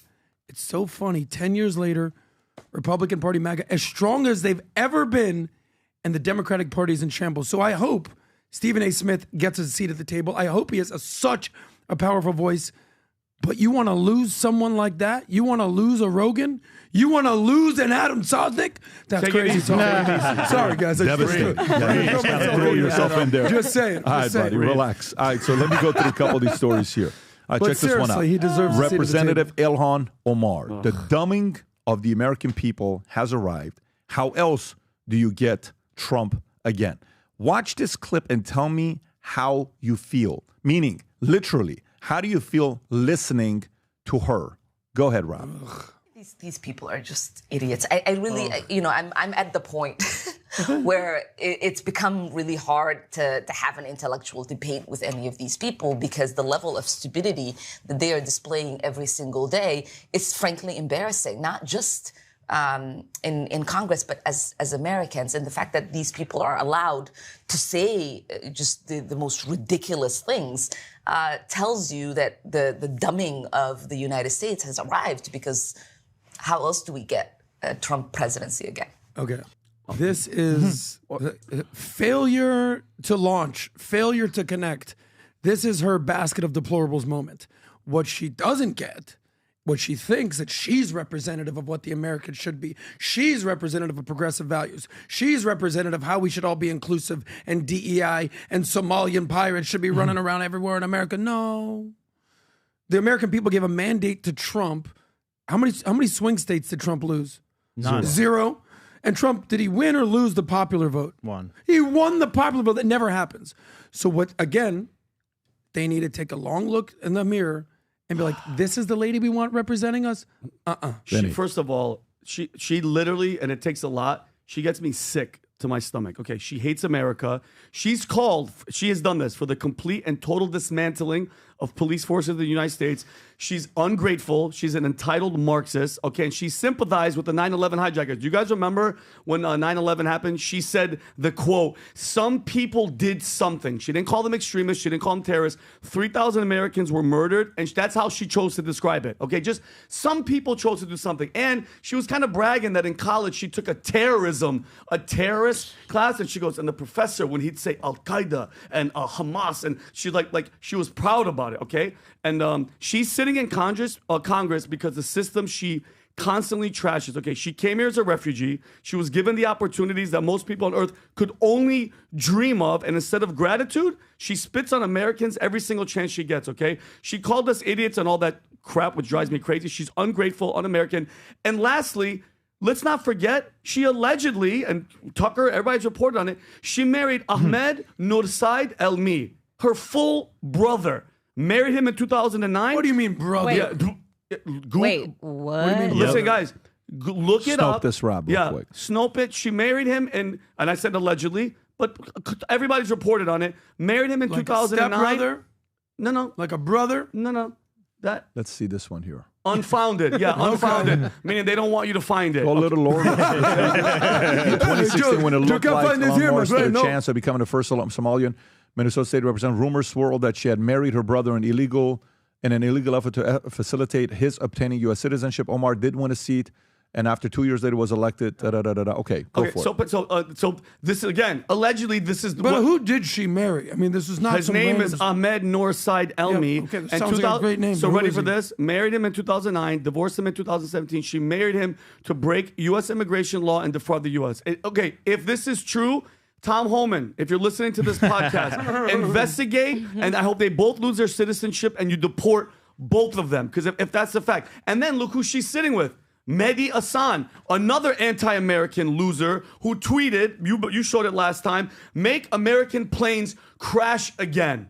Okay? There's no way he said that. Did he really? Show the tweet if you can, Rob. That's it. And then you know what he said? That's what this guy says. That's what he said. This is a week ago, by the way. This is a week ago. And you know what he says? This guy. You know what he tries to do, Adam? He's Mehdi like, Hassan. you guys. Rooting for America's planes to crash. And you know what he says? And who employs this guy at this point?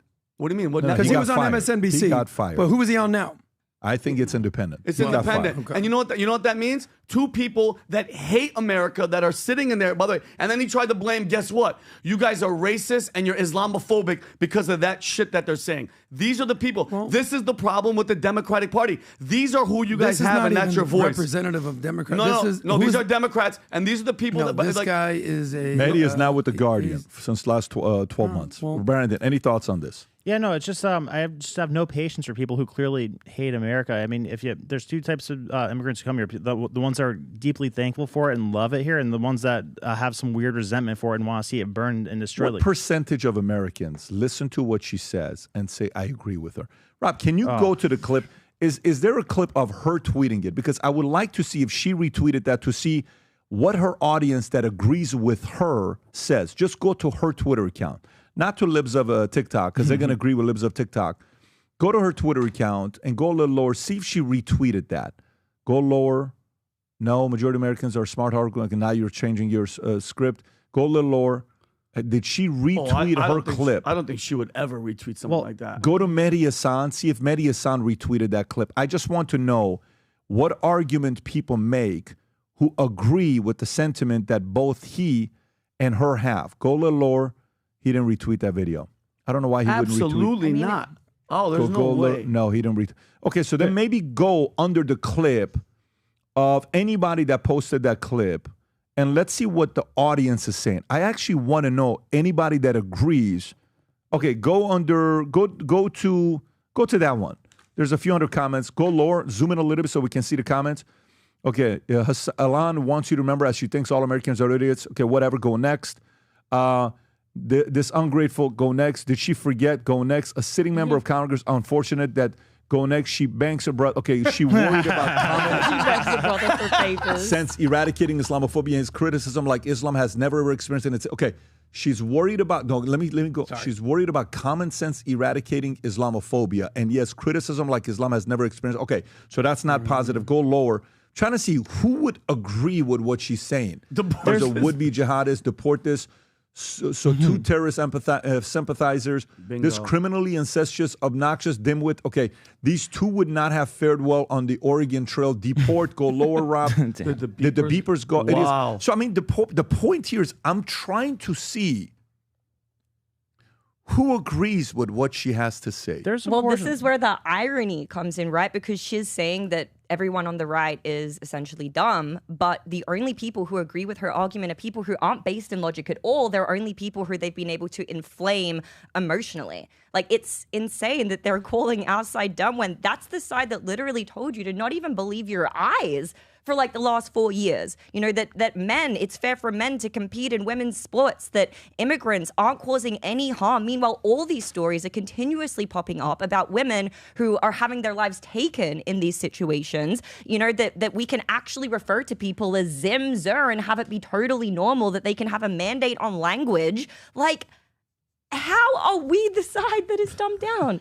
It's the iron law of work projection. Anything that they accuse you of is actually a confession. That's what we're seeing. Well, they're trying to demoralize society. I just sent Rob a chart that shows pride in America by generation, and it's I think we could turn this around, but it's unfortunate to see that like by generation there's less and less people that are proud to be American. Which I mean, I think that's a lot of that comes from entertainment and education. Which I mean, a lot of this money that we're seeing being uncovered now gets pumped into that stuff. So there is this active agenda to try to make people ashamed to be American or say make people think that we did something wrong here. So this is what 18 to 34 is blue.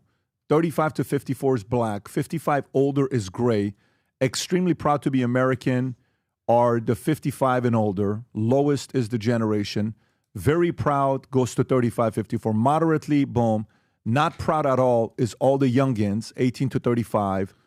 Only a little bit proud, the youngins. Moderately proud, the youngins. I mean, Sure. the pride of the not being proud of your country and seeing how it reflects with the youth, this is all you get to blame. You get to blame academia. I want to go to the next story here. You get to blame academia. By the way, next story here. Joy Reid gets fired, okay? and she has a very emotional story about her getting fired. And this one is an interesting one, Rob, but let me just first read this story here. MSNBC cancels Joy Reid lefty show as network makes major shakeup. This is a New York Post story. Reid out as part of a major shakeup by new network president Rebecca Cutler, according to New York Times. By the way, can you pull up who Rebecca Cutler is? I'm curious to know what her background is. Reid, a longtime Trump critic, has hosted the slot since 2020 after previously anchoring AM Joy on weekends. MSNBC declined to comment on the cancellation, but a source confirmed the final episode will air this week. The time slot will be taken over by a new panel show featuring Alicia Menendez, Michael Steele, and Simone Sanders Townsend, a former spokesperson, Vice President Kamala Harris. Reid's ratings have plummeted by nearly 50% since former President Donald Trump's election victory, and Nielsen's media research reporting that MSNBC's primetime audience dropped 53% since November 5th. Reid had recently gone viral for controversial remarks, including telling Trump voters to make your own dinner at Thanksgiving and that should suffer the consequences of your votes. Can you play the clip of her reacting, and then we'll come back and see who she is? No fair. My body, my choice. Well, here's an alternative thought. Make your own dinner, MAGA. Make your own sandwiches. Wipe your own tears. Troll amongst yourselves with Elon and leave us alone. You got your heart's desire, the president you dreamed of and worship instead of Jesus. And this time, you didn't even have to storm the Capitol, smash the windows, or try to kill police officers or issue death threats to poll workers. See? What's you this did guy's it just name? by voting this time. Congrats. You got your way. And he even got away with breaking the law. Yay. My show had value, and that I'm sorry. Oh no! Wait. That that what I was doing had value, and in the end, I'm sorry. I try not to cry on TV, and I think this is kind of like me on TV, so I apologize. And that it mattered. I see Karen is there, and she's been texting me as well. And so what I will just say is that in the end, thank you. Rob, can you go back? Because Rachel Maddow responded and saying MSNBC made a massive mistake, et cetera. Go to the new president. I want to know who that is. Go to the new president. There's an article. I just saw something right there. Ruthless something. What's that Daily Mail article? Yeah, click on that. The ruthless new MSNBC boss who gutted Joy Reid just 10 days after taking the job. Okay, so she called the shot. Rebecca Cutler has officially named, Rob, go little or I can't read it. So MSN announced Cutler, 45 years old, was officially promoted on Wednesday, February 20. Mark Lazarus, who's the head of Comcast spinoff company, told staff in a memo earlier, go lower.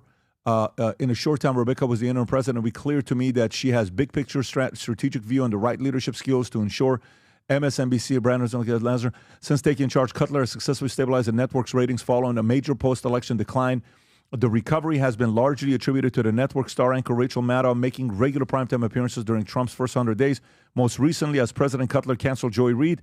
Also this week, network axed another 3 of its stars, showing after nixing Reid's program, who are the other 3 stars? Go a little lower to see who they have. Katie Pang, Jonathan Capehart, and Ayman Mohleddin. I don't know these guys. Have Jonathan also Capehart been, got fired? Boot. Can you see who that is so we know who Jonathan Capehart is? Because apparently he knows. He's a nice young black man who's I had the not privilege. young at all. He was the one that cries all the time. Okay, got it. Go back to the story. Let me see the story. So over the last 2 years, I've had the privilege. Go a little lower, go a little lower, go a little. Okay, so go to her LinkedIn if you could.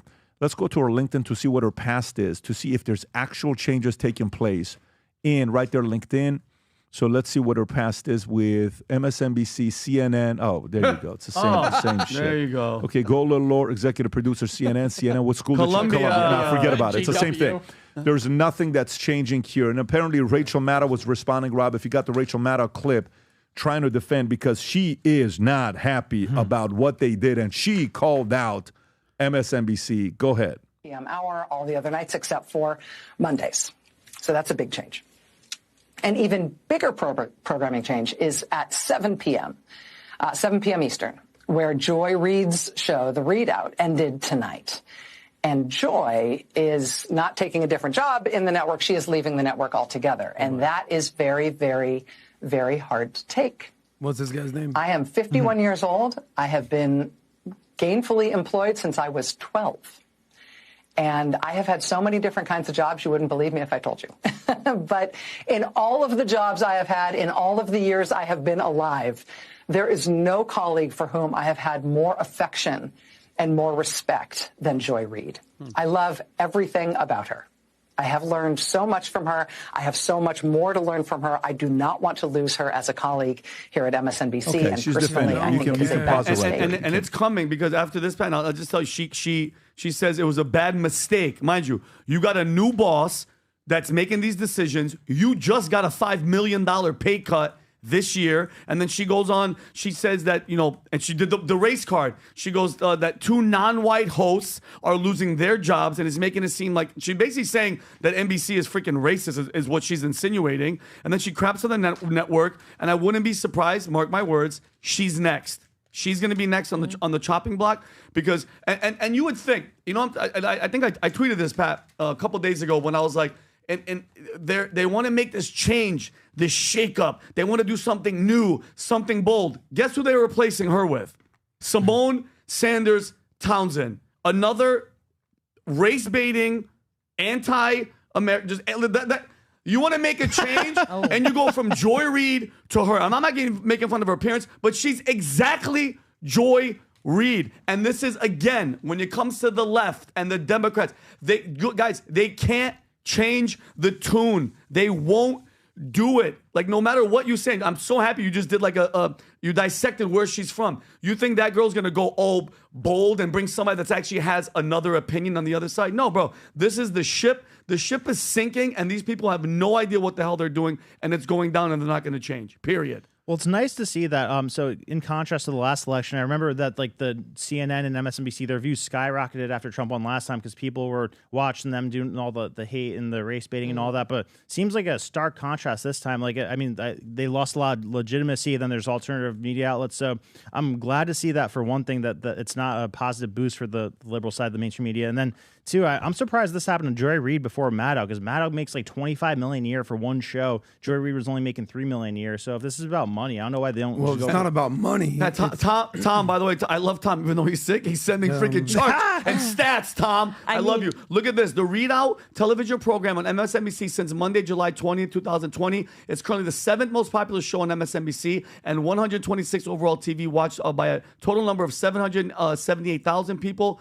0.25%, 25% ratings down, minus 16 from yesterday as a daily audience measurement from February 20, 2025. Look at that. Look at that number. People By the way, are tired. 7th most popular on MSNBC. Exactly, which means she's the 98th most popular person on TV. You talked about those spikes. Look at where those spikes come. June, yep, the assassination attempt, and then November. So the only time people are watching are when things dramatically happen. And that's why and you know what? That's why they're pushing this freaking rhetoric all the time, because they're hoping, they're begging for people to try to kill the president. They're hoping for collapse. They want the country to fail because it's freaking numbers for them. Shame on them.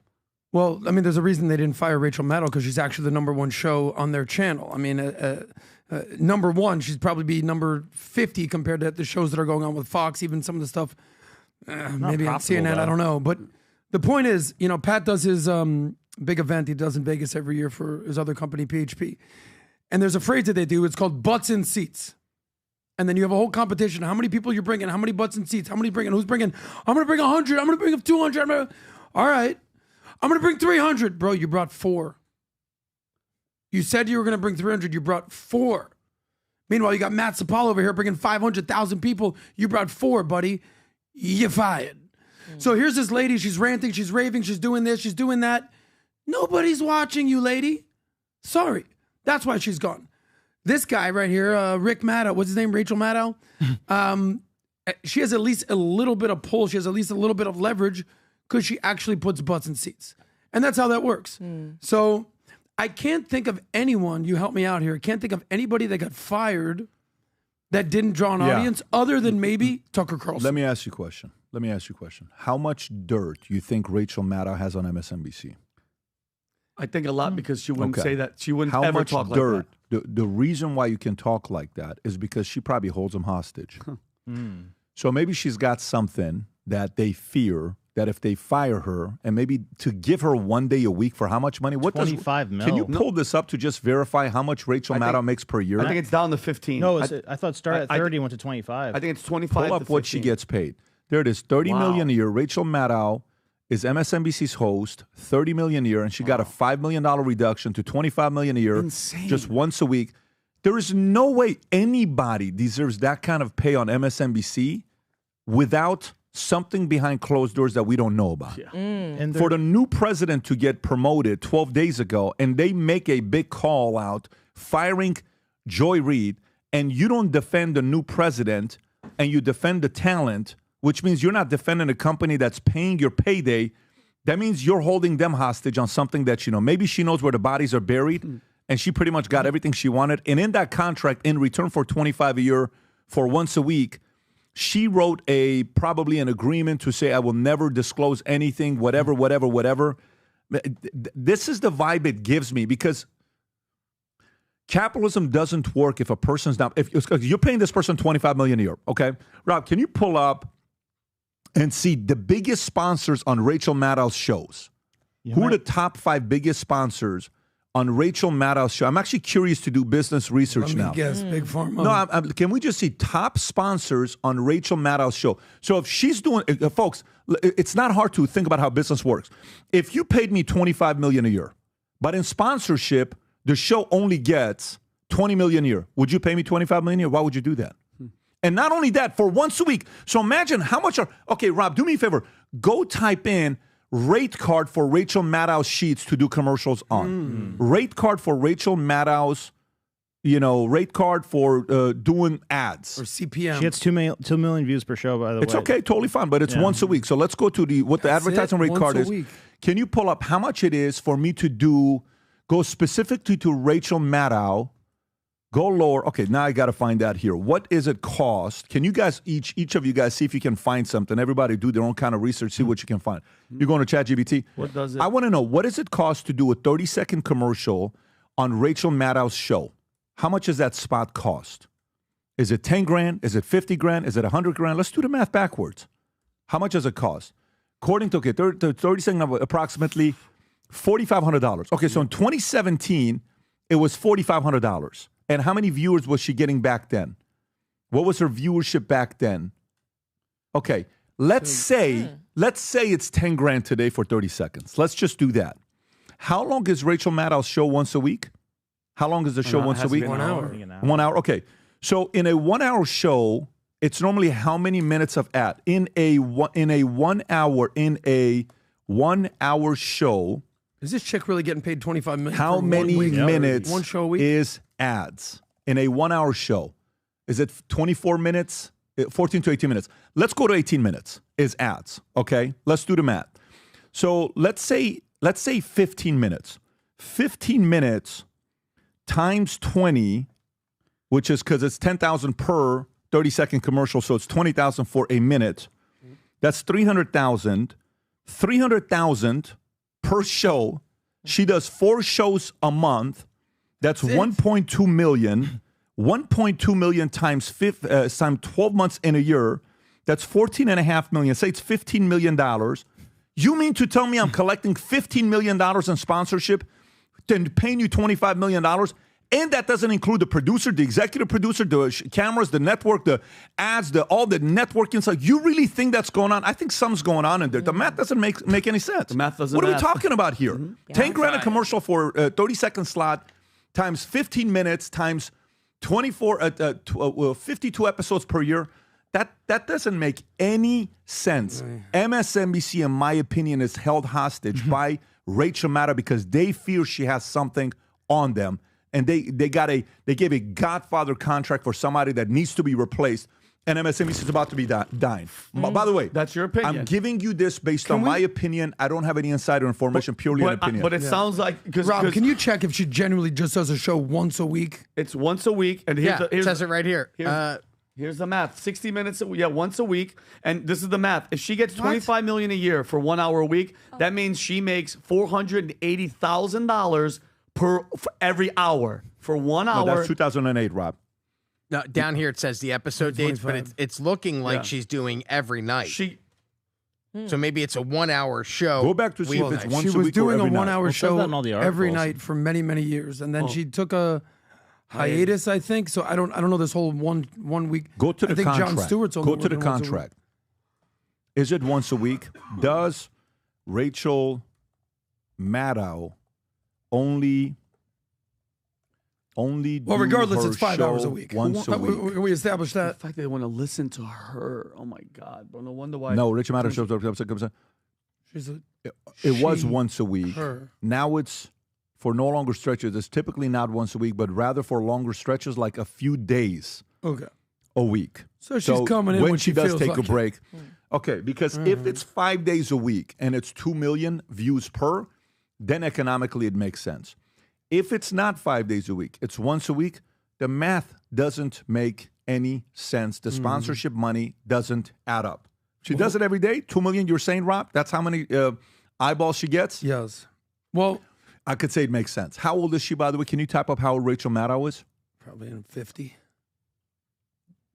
51. Who's Not the that highest paid person on TV? Who's the highest paid person on TV? Anchor on TV. Type in anchor on TV. Who's the highest paid? Sean Hannity at $40 million a year. Wow. He makes What a guy, 40. Sean Hannity. And do they have the top 5 to see where everybody is? So Rachel's second, 30. And who's next after Rachel? Cooper, 20 to 25. Stephanopoulos, 10 to 18. Robin, 10 to 18. Gail King, 10 to 18. Savannah Guthrie, 10 to 18. Interesting. Pretty wide range right here. Yeah. It's all based on the amount of money they can make running ads. If it makes sense, you do it. If it doesn't, it doesn't. Obviously, with Joy Reid, the money wasn't making sense. They had to replace her. She's their number one person.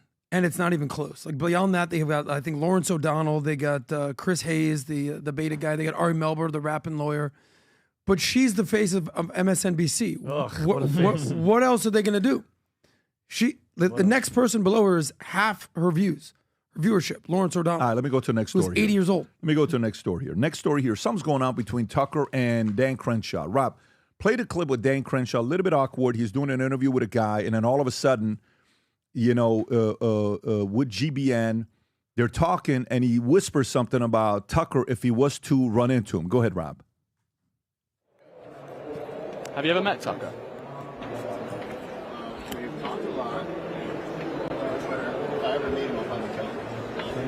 I think kill him. What did he say? If I ever meet him, he goes, I think kill him. No joke. So let me ask you, who leaked this clip? It's probably This looks like a direct angle of the camera. Yeah, it's this guy. So then this is GBN leaked this clip. Yeah, or someone while at they're GBN. talking, or at GBN. By the way, whoever that's at GBN that was behind it, if the guy didn't get fired, then it's GBN. Because if somebody leaked the clip here without my permission, and if they have a job and you leak this, you don't have a job. So that means GBN approved a clip like this being leaked or was okay with it being leaked because it was publicity, getting it out there. So if you ever do an interview with GBN, make sure you don't talk the lights are on. while the camera isn't on. Nothing. GBN? Just say all the best, whatever. Because now Tucker responds back to this, Rob. If you can pull up, what is that right there you got? This is possibly why Dan Crenshaw said that he wanted to kill Tucker Carlson. So, I mean, Dan Crenshaw obviously is not emotionally prepared to lead anything, and he's out of control. He's out of control, and I think that he's a really volatile person. I hope he gets help. I mean that, and but he's also a pretty sinister person, I would say, whose priorities are not aligned with his party's voters, but also have kind of nothing to do with the United States. So I object. I mean, want to be honest. I feel sorry for Dan Crenshaw. I've had conflict with Dan Crenshaw. I felt like he was emotionally out of control, and so I feel sorry for him. But I also think it's not just him. It's a lot of the leadership of that party just doesn't put the United States first at all. And they all want to suck up to Trump and America first. Really, where's the money going? It's not going here. It's going to the countries So whose this lobbies is what he's reacting to. control And you, Tucker right? responds on a tweet, right, Rob? If you can go to that as well. Tucker calling out Trump right here? No. Or Trump calling out people that are part of MAGA? Tucker's calling out people from the rhino side and the establishment Republicans that are trying to kiss up to Trump and saying, but where does the money go to? That's what he's saying. Go a little lower, because I thought there was a tweet by him saying, go a little lower, go a little lower, go a little lower. Apparently it's not up there. Okay, so if you find it, there was something where he said, I would love to have you on. I would love to have you on. I thought I saw a response. I thought I saw a response by Tucker Tucker said if you want to debate, right? Yeah, Like, if you want to talk let's about do it right here, I'll send you my address. Yeah. Something like that is what he said. So, Vinny, what are your thoughts on this? Well, first of all, and me and Brandon were talking about this before the show started. Like Dan Crenshaw, Is that the one? Let me see it. Yep. Why don't you come and sit for an interview, and we'll see how you do. I'll send you my address. Okay, this is a response, and then Elon said, "Why is Crenshaw homicidal regarding Tucker?" Okay, go ahead, Vinny. Yeah. So okay, and because I know some people are going to get pissed off, and as a veteran, this has nothing to do with his service. He served as I think SEAL Team 3. An IED blew up. I want to say Bahrain. Don't quote me on it, but his eye. He's blinded. He has to wear a patch. The other one was in bad shape, but they fixed it and he could see. All that aside, you have to understand, like there's a difference between Republicans from Dan and Tucker. Okay, Tucker is America first. You guys know that guy. He loves this country. His backbone is in this country. People like Dan Crenshaw, though, Pat, they support. Like they're the military guys that will wear the Ukraine patch. They're about sending the money. They're what did he call him? He called him Eye Patch McCain. He called him Eye Patch McCain. Tucker called Dan Crenshaw. Tucker Eye Patch called McCain. him Eye Patch McCain, and he questions his credibility. While Tucker, he called Tucker a click chaser and a cowardly know nothing elitist. But I think this is the Republican Party that's fighting each other because it's one is a populist, media-driven America first, and the other one is the establishment that we always talk about. And it's like that's the changing of the guard. The people want more of Tucker, and this is where that beef comes. And there's been a lot. I mean, he was going through it for a while. I forgot who reported on the Unusuals, where there's a lot of questions about the investing and insider trading and all that type of stuff because the investments that he said that he was making, I want to say he's worth $4.4 million now, and he was getting furious online because people were apparently calling him out for his stuff. But I think if they sit down with Tucker will eat him alive. Brandon. Yeah. So yeah, just when you listen to somebody speak, I look at their energy and their vibe a lot, and just really the way he speaks, the smugness, the condescending way that he says things. Just that alone, I don't like from the beginning. That was already a red flag. But then, like the things that he supports, like when he said, he's the first one to come out and support funding the military, first one to come out and endorse Ukraine. So I don't think that he says what he actually thinks. I think that he's one of those guys that's being told what's said. I think he's bitter about things. I think he's trying to chase money because of things. And I don't think he actually says what he thinks. So I can't respect somebody like that. Yeah, I don't know too much about this guy, but to say that Tucker Carlson is the worst person ever, I mean, that just blatantly proves that he doesn't know what he's doing. I mean, it's really difficult to hate Tucker Carlson, even from the other side. He's just like a very cheerful, happy-go-lucky person, right? Worst person ever. I mean, no. I don't know. I think there's a lot of people out there that would like to punch Tucker Carlson in the face. Not me. I'm just saying a lot of people would. Yeah. Yeah, well, listen, we'll see what happened here. What I like is the fact that the debate's taking place. Now it's on Dan Crenshaw to go out there and sit down with Tucker. There's also things going on between Tucker and Ben, where, there is the Ben camp. There is the Tucker camp. There is the establishment camp. There's the DeSantis camp that's still not happy about what happened with Trump. There's the MAGA camp. Then there's the fractions of the MAGA camp that are all fighting each other. But guess what? They're all still on the same side. That's the part, okay, that they're trying to fight and argue, and the policies at the top that are winning are the policies that Trump has. The Republicans are saying, look, man, you guys are great and whatever you're doing and whoever you're speaking on behalf of, the ideas we support are the ideas that Trump's put up there for us. We're supporting what he has to say. And so that's what I noticed going on within here. Next, JFK Assassination Task Force to reveal finding on UFOs, Area 51, and pledges Americans will get the truth. Rob, if you got this clip to play, if you got this clip to play, go for it. Right here. Go ahead. Well, we're trying to do what I think just about every American wants, and that's to force the government to be more transparent with the American people. There are lots of questions we have about everything ranging from the JFK assassination to whether or not the government has any knowledge of UFOs that has been concealed. And one of the things that Tucker Carlson said that I don't know that I agree with, he may be right, but I don't know, when he says the CIA directors knew, I don't know. I don't know if these deep state bureaucrats even even tell their superiors, because they have the attitude that superiors come and go. There'll be a Republican administration, there'll be a Democrat administration, and they may know. But I believe that in these deep state agencies. So the question becomes, what was supposed to be released just this Saturday? Wasn't. We were. I mean, we've been promised since Trump's first. This is James Comer, by the way. Yeah, this is James Comer, and this is what. Well, we've been promised, Pat. JFK, because who was the Luna, the really attractive Anna Paulina Luna said, I've seen them, and she thinks that there's two shooters. Pam Bondi's like, the stuff is sitting on my desk. Cash Patel said, on day one, I'm going to X, Y, and Z. Okay, then you have him standing here, and he's saying, we're going to have to force the government. You are the government. Okay, you guys have the House, you have the Senate. We are promised all these things. We've been on you guys for this entire time. We've been supporting you the entire time. Enough of this waiting bullshit. And to be honest with you, it's not as if we don't know that JFK, at this point, there was multiple shooters. At this point, it's not even a secret anymore that multiple people were involved. Grassy Knoll, that what's his name was working with Russia. All the stuff is adding up. Everybody's dead. What are we waiting for? Just tell us what. The CIA was involved. So what's going to happen? We're going to demolish the CIA? Nobody's going to be held accountable. Okay? And the Epstein list, it is kind of weird, though, that we're promised it. And now that everybody's in, now we just have to sit and wait. And when Pam Bondi said, it's sitting on my desk, you have to do it for review. Hold on a second. Unless it's people that you're cool with, that you don't want to get in trouble, we deserve to see it. Sorry, I'm just knocking over yourself. Vinny. I'm so sorry. Vinny, okay. you okay, bro? Yeah, no, I'm okay. You're fired up. You know what you seem like? You know what you sound like? She finished it. You sound like an angry patriot right now, buddy. It's almost as if I was drinking. Yeah. Sorry. But You're right. It feels like we're slow walking this thing. Like, I mean, like, what does it take? Why do you think, though?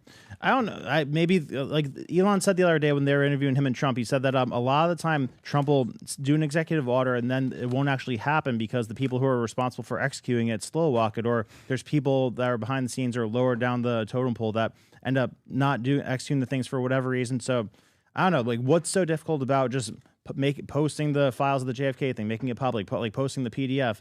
Like this was 3 weeks ago. Now it's been 70 years. I mean, what's another couple days here, guys? I need it now. It's digital. JG Wentworth commercial. What was the 8 pages? My money, and I need it now. What was the 8 pages or something that the 9/11 that would blow? Like, enough of this waiting BS. We are in charge now. Okay, let me see it. Let me just hold on. You've been ranting. This is like 7 times. I'm just calmly waiting for me to talk. Let's see the next time someone interrupts me. Go ahead, Vinny. Keep ranting. You just did it 7 times. Go ahead. Literally, and I just kept my mouth shut. Yeah. It's like the 9/11. I need a fight afterwards, by the way. Yeah, we got it. We'll do it in the middle. Ready. There's three of the main things that all these people that they call us kooks want to finally know. JFK, which is one of the worst moments in the history of this country, that they killed, they assassinated, and the biggest form of treason, they murdered a sitting president because he didn't want to go to war. Okay, he wanted to withdraw. He wanted to splinter the CIA into a million pieces or whatever the hell he said. Yep. Then the second one, 9/11. There's 9 documents that you guys are holding that we can't see. What are you hiding it for? Is it Saudi's involvement? Is it our involvement? Did Bush and all them know? And then the third one is 9/11, JFK, and then the Epstein. Are you kidding me? Ghislaine Maxwell, Epstein's brother claims that he's not dead, whatever. But Ghislaine Maxwell is right now rotting in a prison, doing 25 years for selling human beings, for little girls. Where are her customers at? Where are all the people that abused, potentially raped, and maybe even killed because nobody knew what the hell was going on this island, and nobody wants to know, and we have the list? Release everything. And if Trump was on it, I get messages, people are like, well, maybe it's because Trump is. I go, if Trump was on that list and he was at that island, you would have heard about this shit before Russia collusion. Way before Russia collusion. Why is this not being released? I think they keep saying, why is it not being released? I think because some of their friends are on that list, and some of their friends behind closed doors are like, hey, listen, just please, just as long as you can, just say that it's, give me another explanation. Yeah, but I get that with Epstein. Yes. I don't get that with Kennedy. I don't get that with the other ones. I think it's a matter of there's this saying that time either promotes you or exposes you. And throughout the period of the last couple of years, so many conspiracy theorists have been vindicated. The conspiracy theorists have been right all along about so many things. So I think when it comes down to these very, very important classified documents. Like, this is the last kind of grips on the narrative that they have. They're fearful that once that paradigm is broken for people and they realize that maybe the CIA was involved or the narrative was not what they were told, what's going to happen? Will it be the collapse of society, or at least the collapse of their grips on society? Because they're going to realize once again, the conspiracy theorists are vindicated. Adam. Look, I think it was Glenn Beck. Anyway, who said, Pat, I just want to say something really fast. I think that aliens. So that means I'll just start ranting and raving and turning red and say nothing. And making points. Say nothing. Oh, It's not that guy. Saying you know what? nothing. Let's fucking go. Oh my goodness. Go ahead. Here's the deal. I think it was Glenn Beck that said 2 weeks ago, I guarantee you, within the next 10 days, they're going to release the Epstein files. I think he said a guarantee. He said 10 days. I want to say guarantee. It's been how many days? Glenn Beck, 14. our friend. It's been 14 since Today Glenn is was 14 days. Okay, but since he said since cash gets in. When cash gets in, Which was when last did cash Friday. get in? Last Friday. No, last Thursday he was confirmed. So how many days is it? Business days 2. Tick tock, guys. Yeah. Clock's ticking. Yeah. So we're gonna see what happens there. You guys sound like stubborn children. It's been 62 years. No. I need it right now. Yeah. It's like, relax, guy. No, I don't want to relax. You just got in. How many Celsiuses have you drank today? I haven't had any. But Well, when you somebody spilled it all over this girl. somebody says on day one, he said on day one, Adam, I am about promises being kept and accountability. He also said that he'd end the Ukraine-Russia Trump. war No, not Trump. on day one. Kash Patel said Buddy, on day he one. hasn't even gotten his office yet. I don't give a shit. You Give said him you're going to do it. give him a No, it's on second. Pam Bondi's desk. Okay. She has it. All right. What are we waiting well, then for? keep that same energy when you meet Pam Bondi and you meet Kash I'll Patel. meet all of them. Right to their 100%. face. If I meet them and they haven't released it, trust me, they're going to hear it because the real supporters that have been with that whole group for 9 years, we want what we were promised. Plain and simple. been with Kash It's important to keep the pressure on the too. president. It's important to keep the pressure on too, because how fast the news cycle is moving. If we don't keep the pressure on every day, then people forget about it, and then Buddy, the don't pressure think gets that later and later. they So have we an can't agenda? let up on it. That's All right, let's go to campaign this on. next one here, Rob. So listen, so while in New York, something very interesting happens. This guy who is funny as hell walks up on Alec Baldwin. I don't know if you've seen this or not, folks. This guy is just so talented, and I'm sure if you're Alec Baldwin, obnoxious would qualify him. But Jason Scoop stands up to Alec Baldwin and is calling him out and is getting on his last nerve. But he gives him a compliment at the end, comparing him to Robert De Niro. You have to see this. Go ahead and play this clip. So at least he gave him a compliment. You got to respect that. Go ahead. Alec, it's your favorite round. Alec, I will offer you a total pardon because I want to be friends, right? Listen, I want to listen. be friends. I will give you a total pardon for murdering that woman. If you kiss the ring, Alec. Kiss the big, beautiful ring. Come on, Alec. Come on, look at Alec Baldwin, right? He did that impersonation of me. It was not too hot, not too good. But look, we're back in office. You lost. Kamala lost. She's somewhere getting intoxicated. Look at that suitcase. Unbelievable. Well, Alec, if you don't want that pardon for murdering that woman in cold blood, Unbelievable. you can call it first degree. You can call it whatever you want, but it was not good. She's looking down on me right now, smiling, happy. Thank you for confronting the man who took me out, who killed me. Look at the Uber driver. He's And like, that's look, just okay. get away. Listen to what he says, though. Sure. No, you realize, by the Whoa. way. No, look at me. I want you to Yeah, look in the sure, eye. sure. You know, you got a camera on me here? The ring. No, it's the ring. But you realize my kids live in this building, right? But I want you to know something. We love the children. We're doing great deals for the children. Okay. If this camera was here, I'd snap your fucking neck in half and break your fucking neck right here. You know that, don't you? Okay. All right, Alec Baldwin. Alec Baldwin, ladies and gentlemen, class act. Believe me. Believe me. Okay. Oh, he's yelling at me. I'm a citizen of this. I was born and raised in New York City. I love you, Alec. Alec, look, Alec, you don't want to attack your favorite president, Alec. Look, I love you. I love you, Alec. He's got more balls than De Niro, that I can tell you. De Niro ran away. Alec confronted. That's good. He's strong, but also he's weak because he murdered a woman. So that's okay, right?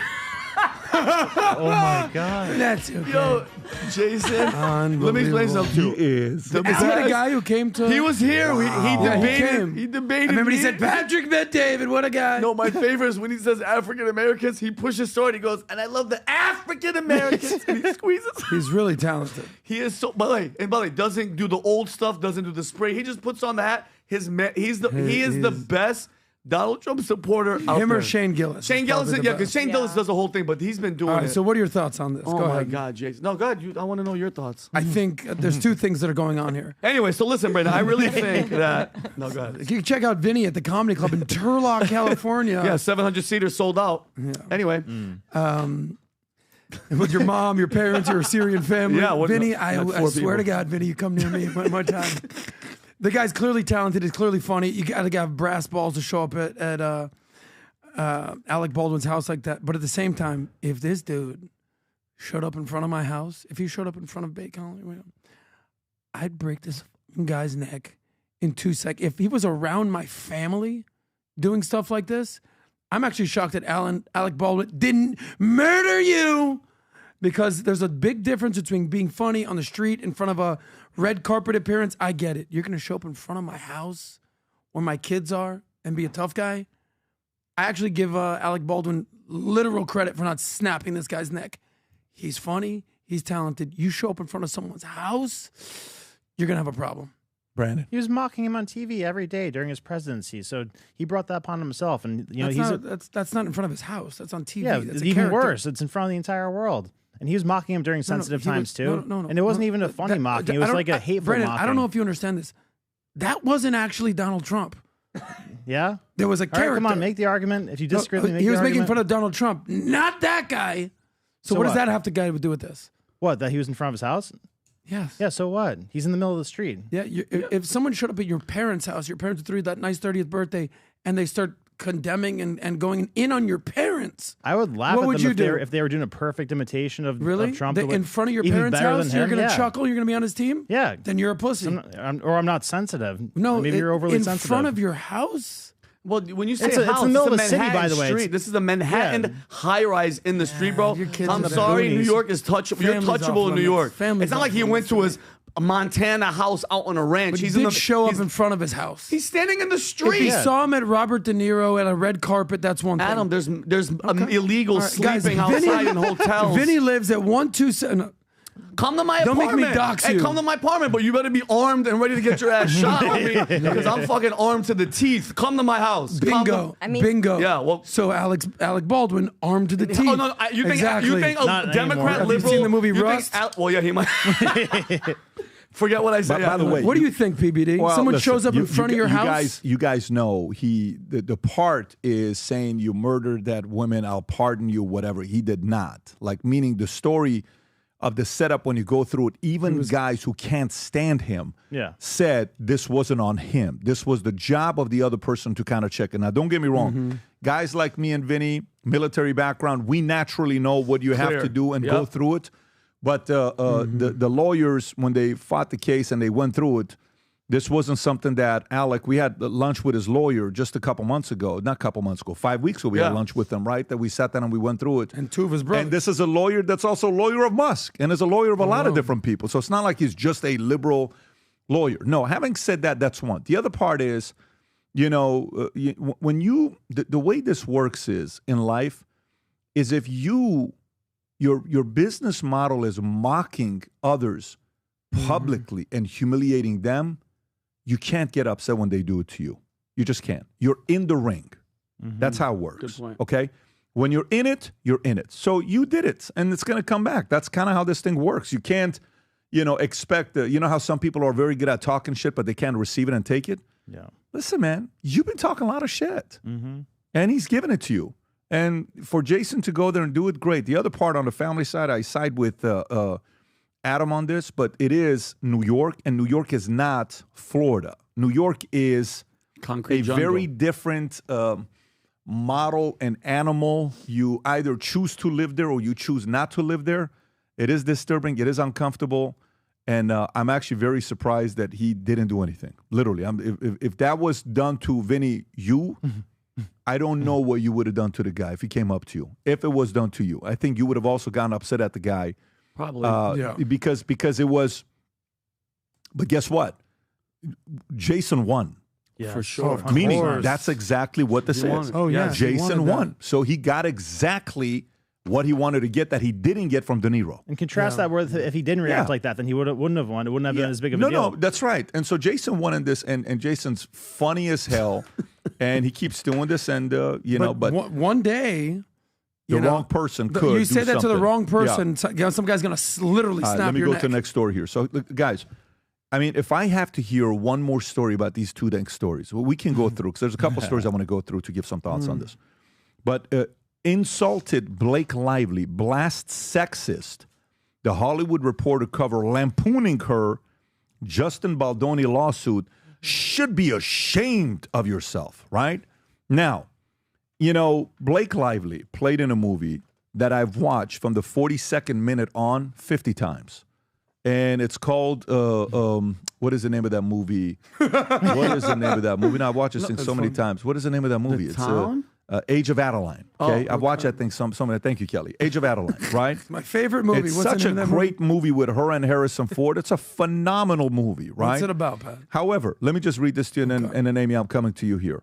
Blake Lively blasted the Hollywood Reporter for its February 21st cover. Rob, can you pull up whatever the cover is, which featured a cartoon mocking her lawsuit against it? Ends with, is this it? Yes. Ends with co-star Justin Baldoni calling it outrageously insulting and playing into every sexist trope. The illustration depicts Lively using a slingshot to fire a cell phone at Baldoni, referencing her legal team's attempt to subpoena his text messages. A spokesperson for Lively condemned the magazine, saying the Hollywood Reporter should be ashamed of itself and criticizing its article for downplaying documented examples of sexual harassment and retaliation as cultural misunderstanding. Lively sued Baldoni in December of 2024, accusing him of sexual harassment on a set and launching a smear campaign against her, while Baldoni counter-sued Lively and her husband, Ryan Reynolds, for defamation and extortion. On Wednesday, Lively filed an amend law complaint stating she was not alone in raising allegation of on-set misconduct. Amy, what's really going on with this story? So I think why people are so interested in this is because it speaks to a much larger cultural issue. We are seeing the Me Too movement literally die. It's taking its last gasping breaths, but it is about to be dead. So essentially what happened is Justin Baldoni purchased the rights to the book, It Ends With Us. He is the producer, director, and one of the lead actors in it. And when he brought on Blake Lively to play his partner, the co-lead, in a movie that is a very heavy topic about domestic violence, she took over every single aspect of the movie. The movie was really aimed at providing education and insight and relating to the stories of what women go through when they experience DV. She made it a lighthearted thing. She wanted to talk about, wear your florals, and she used it as an opportunity to promote her alcohol brand, which is insane because many people know that alcoholism really fuels DV as well. So it was completely tone deaf. And as a response to this, she was getting a lot of hate. In fact, people were posting old interviews of her that weren't even really relevant at all to the movie, but they're just highlighting this is a mean girl. This isn't a good person. And in response to this, what she did was she created a smear campaign against Baldoni, stating that actually he was making a smear campaign against her. And that's the reason why she had all of this negative backlash. What have you seen from the text messages? Like, what has been revealed? So essentially, in her complaint, she said things like he walked in on her breastfeeding. She said things like he chastised her for her weight. All of this has been debunked by the text messages provided by Baldoni. She, in fact, messaged him saying, hey, I'm breastfeeding right now, but come into my trailer. Let's go ahead and run some lines. I saw it. One of the other conditions, she said, we need to have an intimacy coordinator on set because I'm not comfortable with being close with you because you're doing all these inappropriate things. He provided a text message showing, hey, I have an intimacy coordinator. I'll get you on a call with her. No, I'm fine, thank you. I don't need to meet with the intimacy coordinator. So essentially, every single thing that she's claimed against him has been disproved. So he was a class act throughout the entire process. Yes. That's what it seemed. Wow. And he put her on as an executive producer, which, and mind you, Pat, this guy's like he's a male feminist, which is probably one of his biggest problems. He loves women. Feminist? He's a male feminist. He's loves guilty. Women. He's cares. Guilty. He's doing all this. And so Amy, and real quick, because I'm pretty sure we're all kind of all in the same boat. What was that moment? What was her deciding thing to say, the hell with you? Because I know that it was she kept, for the screening, She made him and his whole family go down to the basement. Go down to the basement during the premiere of his movie. He literally was not even allowed to be at the premiere of his own movie. Why is that? Because Blake Lively had alienated the entire cast against him. She had convinced everyone that he was this monster, this terrible person, so she could wield all creative control of the movie and end up getting her final cut of the movie, not Justin Baldoni's. And in the end, that's exactly what happened. He didn't even get to see the final cut of the movie. Get out of here. Because Blake Lively and Ryan Reynolds came in with their own team, their own editors. They completely hijacked this thing. And then when there was negative backlash as a result, they painted all these false allegations against Justin in order to try to get back the power in the narrative. But everyone's seeing through it. They're seeing through the BS. And, you know, at the end of the day, they're the ones who are seeking gag orders against Baldoni from releasing information, whereas his team is saying, nope, let's put out everything. Every single text message. They're showing they have nothing to hide. And I really love this story because, again, it speaks to this larger cultural thing of the Me Too movement is over. And don't believe all women automatically. If there's a larger context to this, I get it. But I literally could care less about this movie, about these people, about anything. We're in America today. Inflation, cost of living, people are trying to pay rent. There's so many things going on. Out. Hang tight. No, I'm just saying. Hang on a second. There's a lot of people that don't care about this. Yeah, but sit this one out and just sit on the sidelines and hang tight until the next story comes up and tell us how much you care about it. But with this one here, to me, when I think about what happened with Amber Heard and what was the other guy? Johnny Depp. Johnny Depp. This is such an important story. I know you don't give a shit about it, but this is such an important story because if they would have won against him, a guy whose dream was to be a Hollywood actor, producer, director, they could have crushed his career if they would have won. And they tried to do that. There was actually text messages where they show that Blake is saying things. I haven't seen Game of Thrones, but she compares herself to Khaleesi. I believe she has dragons. She's like, I have dragons just like Khaleesi. I have Ryan Reynolds and Taylor Swift. They were doing everything they could to intimidate this guy who is a much smaller actor than Blake Lively. And, you know, not Justin Baldoni, Ryan Reynolds is like the A+ of all Hollywood actors. So, yeah, they tried to completely intimidate him, and it's amazing to see that it hasn't worked. And America almost hated Johnny Depp. Yeah. Of course. And by the way, you know what we haven't seen? When's the last time we saw a movie? What was the movie that he was doing? Pirates of the Caribbean. When's the last Pirates of the Caribbean? When's the last Pirates of the Caribbean? 10 years? Can you tell, when is the last Pirates of the Caribbean? 2017. 8 years ago, Well, right? they'll probably remake it with a black lesbian. Yeah, but we haven't seen it since 2017. Yeah. Why? And if you look at it closely, how many years it is apart. Rob, go back. Zoom in a little bit. So 3 years, 1 year. Then you got 4 years, 6 years. Yeah, so I don't know what movie Johnny's done the last 5-6 years. Probably What is the last movie Johnny Depp did? What is the last movie Johnny Depp did? I don't think he's done anything. No, he's been playing the guitar and like touring. And he hasn't done a movie in God knows how long. He got back into music, right? So he did a bunch of voice work, and then he did Louis the, I don't know what number that is. Jean de Barry. Yeah. You don't know that Louis 15th?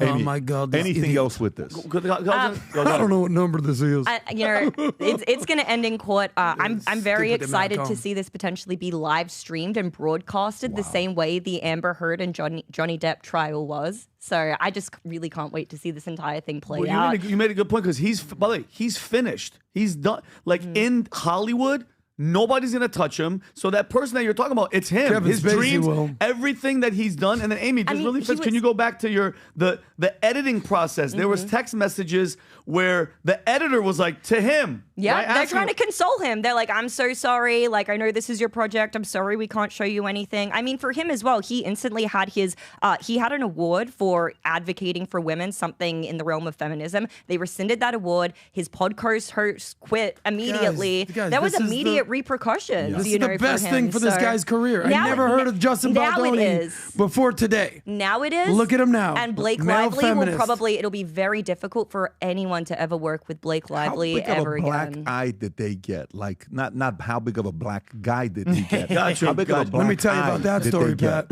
What do you mean by that? Like, meaning, how bad is this on their reputation? On their reputations? Ryan and Blake? terrible, terrible. I mean, now other footage is coming out of Blake Lively admitting, hey, when I get involved with projects, they hire me as the actress, and sometimes I don't really tell them, but I actually want to come in and I want to rewrite it, and I want to be a producer, and I want to do all of these things. She's literally admitted all of this blatantly. This is just the first time that it's ended up. How old is Blake Lively, by the way? 30s, I believe. 34. How much longer do you think Ryan Reynolds sticks around with her? 35. Well, I mean, another. seriously. Did you guys see Deadpool? 37. She's done at 40. Did any of you guys see Deadpool Wolverine Yes. at all? Yeah. So do you remember the scene where he's nice Paul and he's saying like, oh, she bounced back right after her pregnancy. It's okay. I can say that I'm a feminist. They're literally They're making fun of mocking Justin Baldoni in that scene as Rewriting well. the script. Yeah, because she made a comment that Baldoni said she was too heavy for him to lift. That's not true. He simply said, I have a back injury. How much should I train to be able to lift you? Something along those lines. And she made it a complaint about weight, and then they actually put it That's a in weird the comment. Deadpool movie. I have a back injury. How much do I need to train to lift you? It's a weird comment. Yeah. Any male feminist? I butchered. Let me go to the but next story. Can I just give a something to quick that shout out? effect. Speaking of feminists, it's someone's birthday today. It's Chelsea Handler's 50th birthday today. Adam's girlfriend. Adam. So Did you message her? I know she's drunk. She's already up. Well, let's go to the next story, which is kind of appropriate. So, Chelsea. Ashley St. Clair hits Elon Musk with paternity suit, seeks sole custody of 5-month-old son, court docs. Here, let me see what we got with this one here. So, conservative Ashley St. Clair finds a paternity suit in Manhattan Supreme Court seeking to legally declare Elon Musk 53 as a father of a 5-month-old son, requesting sole custody. St. Clair claims she and Musk received the child during a January 2024 term of St. Bart's and asked the courts to order Musk to take a DNA test. Musk, who has not publicly acknowledged the child, allegedly met him only 3 times, twice in New York and once in Texas, and has never asked to see the baby nor asked for the photos, including in the legal files or text messages and photos of Musk holding the infant with messages that appear to reference the child. So, Amy, what do you know about this story? Yeah, so I love that I'm getting all the girly That's stories. what we I got want. you guys. TMZ, I got let's you with go. all the goss. So this one, it gets particularly interesting where we see some screenshots released by a woman called Isabel Moody. I'm not sure if you can track those down, Rob. But this is a woman who's actually friends with Ashley St. Clair. And she released text messages going back to 2023 where she actually reached out to Isabel and said, oh my God, Elon just followed me. Is this post funny? I need to be funny for Elon. I want to get attention from him because I want to have his rocket babies, something to that effect. Elon followed me. I need his rocket babies. No way, that's awesome. Looks like I'll take one for the team. Seduce Elon, get in a rocket and see what's up. Oh, you must for the good of society. So, I mean, this is a billionaire baby trap. This entire thing was premeditated.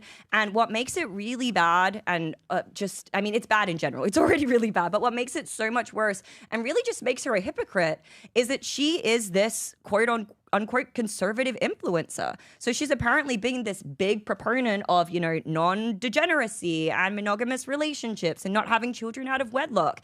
And now this isn't just the first, but now the second child that she's had out of wedlock. So she's not consistent with any of her values, number one. And number two, it seems like this was a baby trap. This was all planned from the very beginning. She made her bed and now she has to lay in it. I have absolutely no empathy or sympathy for her. Elon Musk has made it very clear that he wants to have as many children as possible. He wants to repopulate the earth.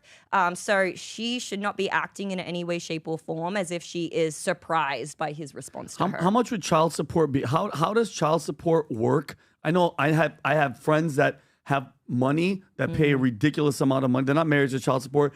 If you are with a guy that's worth $500 billion, does it go off of what you make to give the kid? How does that work? That's a good question. He's in the state. Like, think about like how much? It goes by the state. By So, the state. so she's in New York. He's actually based out of Texas, I believe. Okay. Well, what's funny That's as Texas. well So is it'd be go by New York law. Oof. But so she also stated, she made a tweet a couple years ago saying it's so wrong that women alienate children from their fathers. And Elon replied and he said, yeah. And she replied and said, it must stop. Whoa. Now she's literally doing that right now. What's that? That's like Brandon? $2,700 per month for Grimes from Elon. That's it? I don't know about that, bro. So based on what you're saying, he is the father. That would be crazy. Of Is that what you're saying? Ashley St. Clair's baby? Yeah. Yeah. Yeah, Okay. it does appear to be. She also That's leaked not a signal. DNA test. This is just No, he yeah, visited. correct. He's there. Yeah. And So she based also, on your opinion, he's he's the father. Based on my opinion and what I've seen of the screenshots, they could have been doctored screenshots, but they also posted signal messages. You know those signal messages that delete within 24 hours? Yeah. What she did was she actually took a picture of the phone, of the messages themselves, and you can see them interacting and talking about the pregnancy and talking about the baby. So unless those were doctored screenshots, What's this, Amy? What's this tweet? if women get the right to abortion, men should have the option to not pay child support. Is this an actual tweet Yeah, from this her? is her tweet. And again, she also tweeted saying it's so wrong to alienate a child from its father, and yet that's exactly what she's doing right now with Elon. She's you're attempting wrong. to. You're wrong only because he has not admitted he's the father. She's On a stating that. technicality, yeah. Well, in order for him to pay child support, in order for him to be able to see the child, in order for him to have be in the child's life, there needs to be one thing. Mm-hmm. He needs to be the father. If not, he's just a random creepy dude showing up. So they need to establish whether he's the father or not, period. Secondly, this is on one person and one person only. The richest man in the world. So she entrapped him? Yeah, there's get in line for how many other women would like to have a baby with Elon Musk. And by the way, for someone who admittedly would like to have 100 children, he might show up at 10 women's house tonight. So to act like this is on her, oh my God, her little cute text message got him into bed. Elon Musk, this is on you. I said this last time. This is on the person with the power, the person with the status, the person with the money. He who pays says. So whether it's Drake and the girl, remember the whole hot sauce condom thing? That's on him putting hot sauce in the condom so a woman wouldn't do this. Whether you're an NBA player and you're the cleat chasers or jersey jumpers, what they call them in the NBA, that's on NBA guys not to impregnate jersey jumpers. That's on the richest man in the world. If he doesn't want to have a kid, wrap it up. Now, Vinny, a condom is something that you use if you don't want to... Column? Yeah, a column. So I know that you've never heard of these things, but if he wanted to not impregnate somebody, he would use condoms.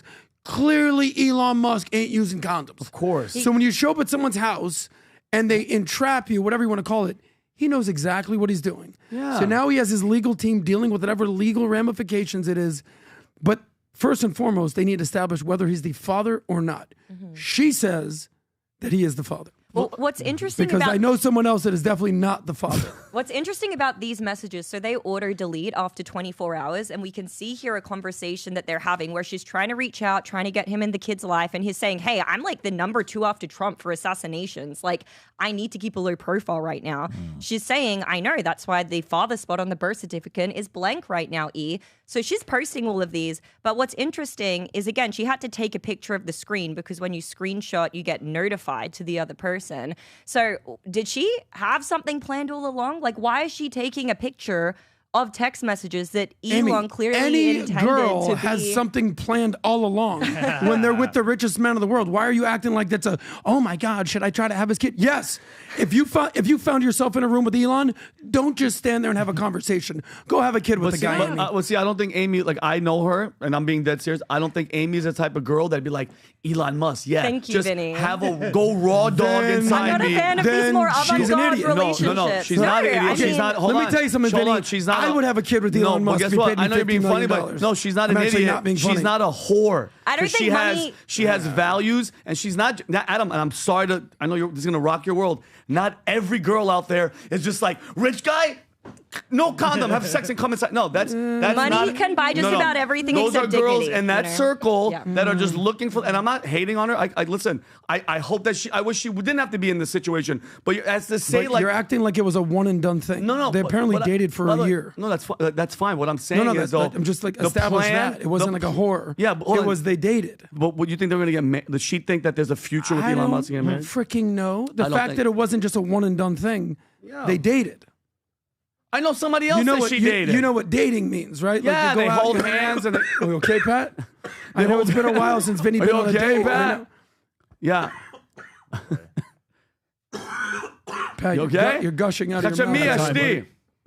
Oh man. All right, last story before we wrap up. Pat, you just squirted all over me. You just spilt all over me, Pat. This is the last story. I've lost my voice right now. I'm trying to recover from word home. Aaron Judge, Yankees. We have to talk about this.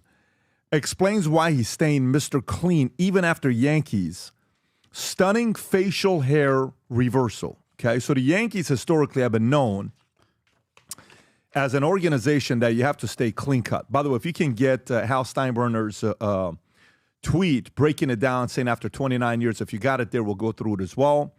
So Aaron Judge, captain of the New York Yankees, will remain clean-shaven despite Hal Steinbrenner lifting the team's 48-year-old facial hair ban, saying, "This is what I know. This is what I'm used to." Judge, who has been shaved since being drafted in 2013, added, "I look around the building, look at the old photos, past legends. They all follow that rule, so I just try to follow on their path." While he acknowledged being definitely shocked by the policy change, he supported it if it gets us a couple more players that'll help us win games. Judge dismissed the idea that the ban deterred free agents, stating, "If that little rule is going to stop you from coming here, then you probably shouldn't be here. Good for you." Though Steinbrenner is suggesting some players have been hesitant to join the Yankees because of the policy, Judge said he had not heard too much about guys refusing to sign over. Devin Williams and Carlos Rodon have already announced plans to grow beards, while Judge, Anthony Volpe, Marcus Stroman are sticking with their clean-cut look. Okay, so Rob, if you can pull up the Hal Steinbrenner tweet, he puts it out there, go a little bit lower. You'll see like a, maybe it's not that one. Vinny, what do you think about this? You're a Yankee, you're a New York guy. What are your thoughts on this story here? You already know, huge Yankee fan. I think Aaron Judge is the epitome of a Yankee. Okay, he respects the tradition. That's why they picked him. That's why he's there. You know, for the pinstripes, for the history of the game. You know, like you said, Steinbrenner's had the rule around. That's what sets us apart from everybody else. We look clean. We don't look like we just came out of a freaking mountain cave. I've seen some beers that are it's just the hair. It's just everything is crazy.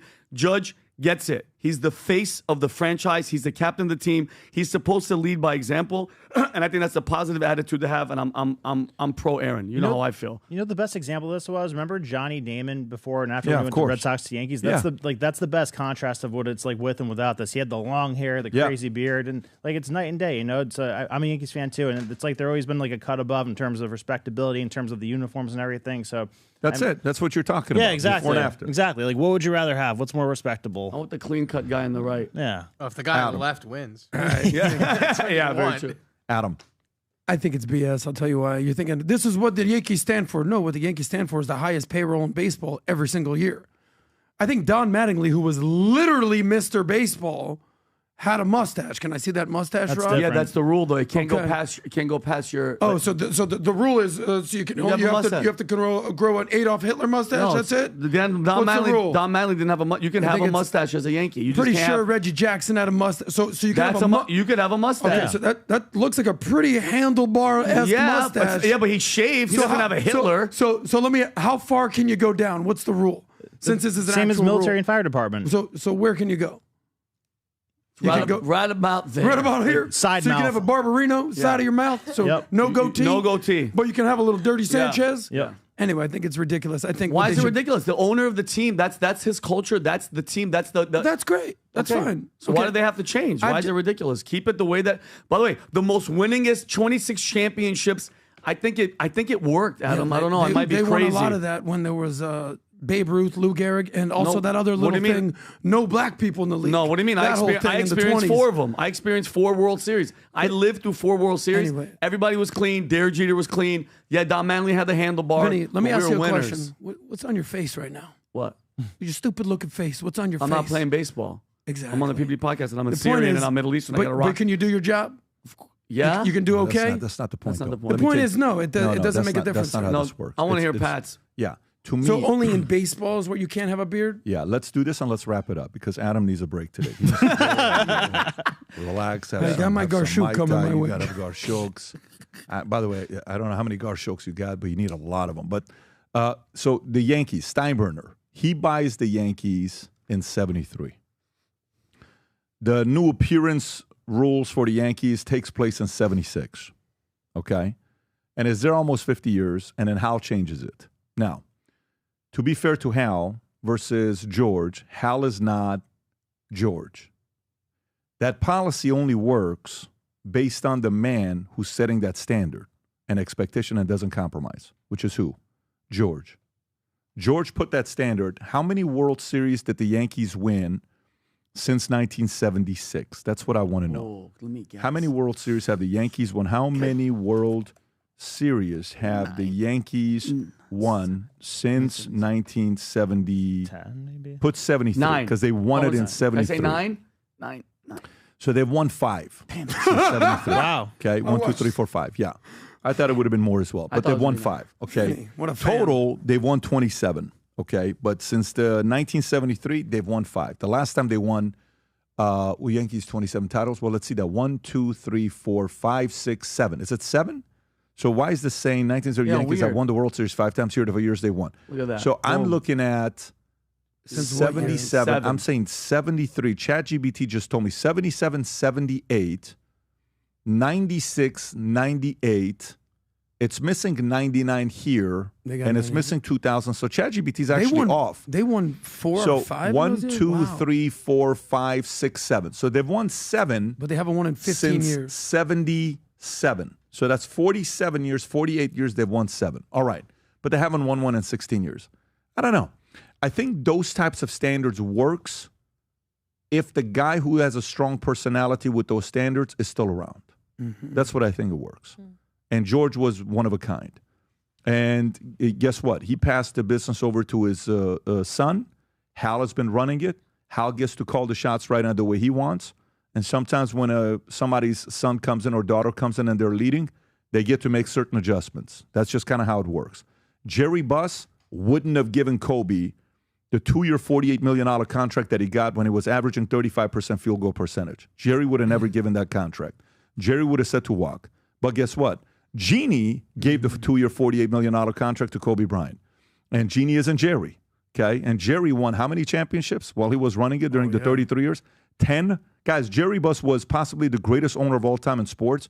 Won 10 championships in 33 years of owning a team. Yeah. Think about it. When Shaq came up to him one time and Shaq's like, hey, Miami Heat wants to pay me this. He says, really? Yeah, he says, go get it. Yeah, go get it, buddy. It's like, I'm going to go with Kobe. Kobe's a future. You're not. Yeah. And Shaq's like, really? Yeah, this is my team. No, you won the 3 championships, but go get your money. I don't think this is your season. I think it's Kobe's season. The Jerrys and the Georges that have to deal with a lot of criticism and a lot of hate, it's not everybody's job. It's not. And it's a very tough job.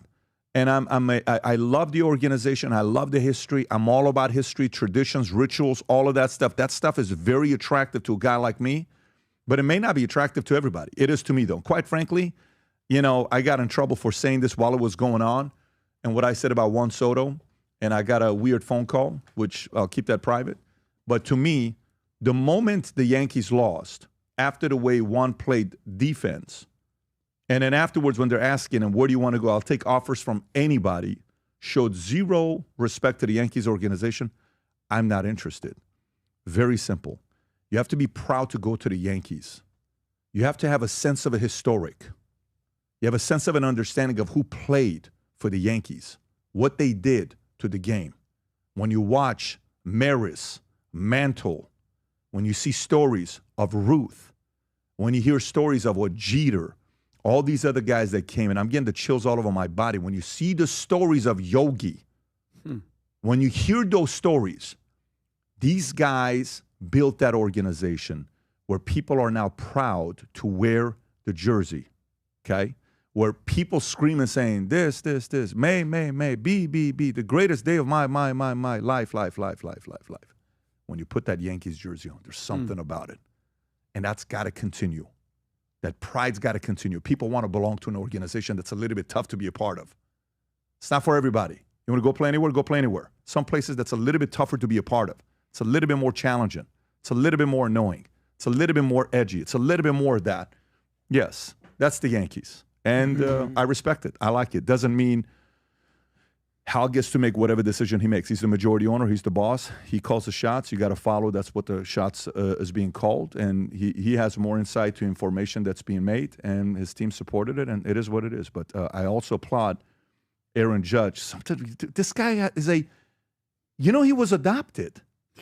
The way he was, you ever hear him talk about him being adopted and what his family did to him and how he looks and gives the credit. I don't know, man. I think Aaron is like freaking. I just want to see this guy win a championship. Yep. I want to see him win one. He's the kind of guy that you want him to see win one. I like him as a face of a league. He's a great number one for an organization, great flag carrier in an era where it's very hard to find a great number one that's willing to defend the values and principles and the cultures and the rituals. I agree. Good luck finding a guy like Aaron Judge today. Anyways, all right, so we are done with today's podcast. Rob, what is today? Today is Tuesday? Yes, sir. Tomorrow we're getting the podcast with Bolsonaro that's going live. If you have the intro for the people that are still here with us, you get a chance to see it at the end, but it's going to go live tomorrow. And this will be translated both in Portuguese and in English. I believe the English one will go on this channel, PBD Podcast, Rob. The Portuguese one will go on Valuetainment Brazil. We have a new channel that's created called Valuetainment Brazil. Rob, if you can put the channel below for people that want to go subscribe to the Portuguese version of it. We've already put up 2 clips on there, and I speak hell of a Portuguese, man. When you want to hear how I speak, it's so good. I don't know how. 4 days. It's like Mormons. I went to Brazil for 4 days. I learned how to speak Portuguese. Wow. The technology they have is very advanced. Yes. Tudo bem, PBD. But if you want to play this clip, Rob, for people to see it, this is the intro to the President Jair Bolsonaro interview that goes out tomorrow 9 a.m. Go for it, Rob.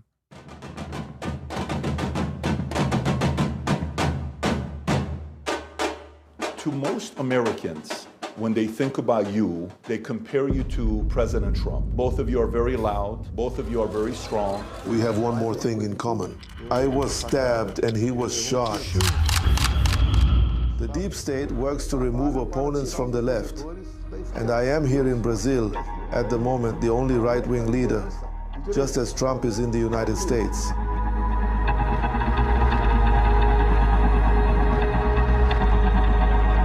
If in the U.S., the establishment, the left, could silence Trump to not be able to run in 2024, they would have done exactly the same thing they did to you. Our Supreme Court here is completely politicized. If Mother Teresa of Calcutta were to take an interest in most of them, she would be convicted by our Supreme Court. Do you believe President Biden and maybe even the CIA was involved in making sure you lost and Lula got back in? I was trying everything. They couldn't convict me for anything, so now they've made up a story about a coup in Brazil.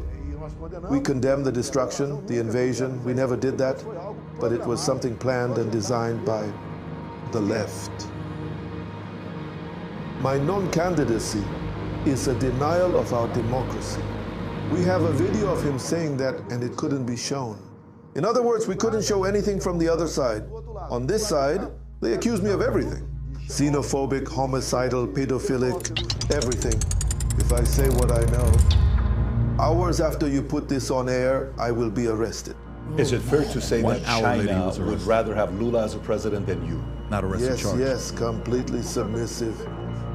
The corruption in Brazil. He said, if Jesus came to Brazil, even he would need to make an alliance with Judas. Yeah, that's normal in Brazil. We've always done that. The reason why whistleblowers are afraid of come out because they're worried what the Moraes will do to them. Forget the hacker, look at me.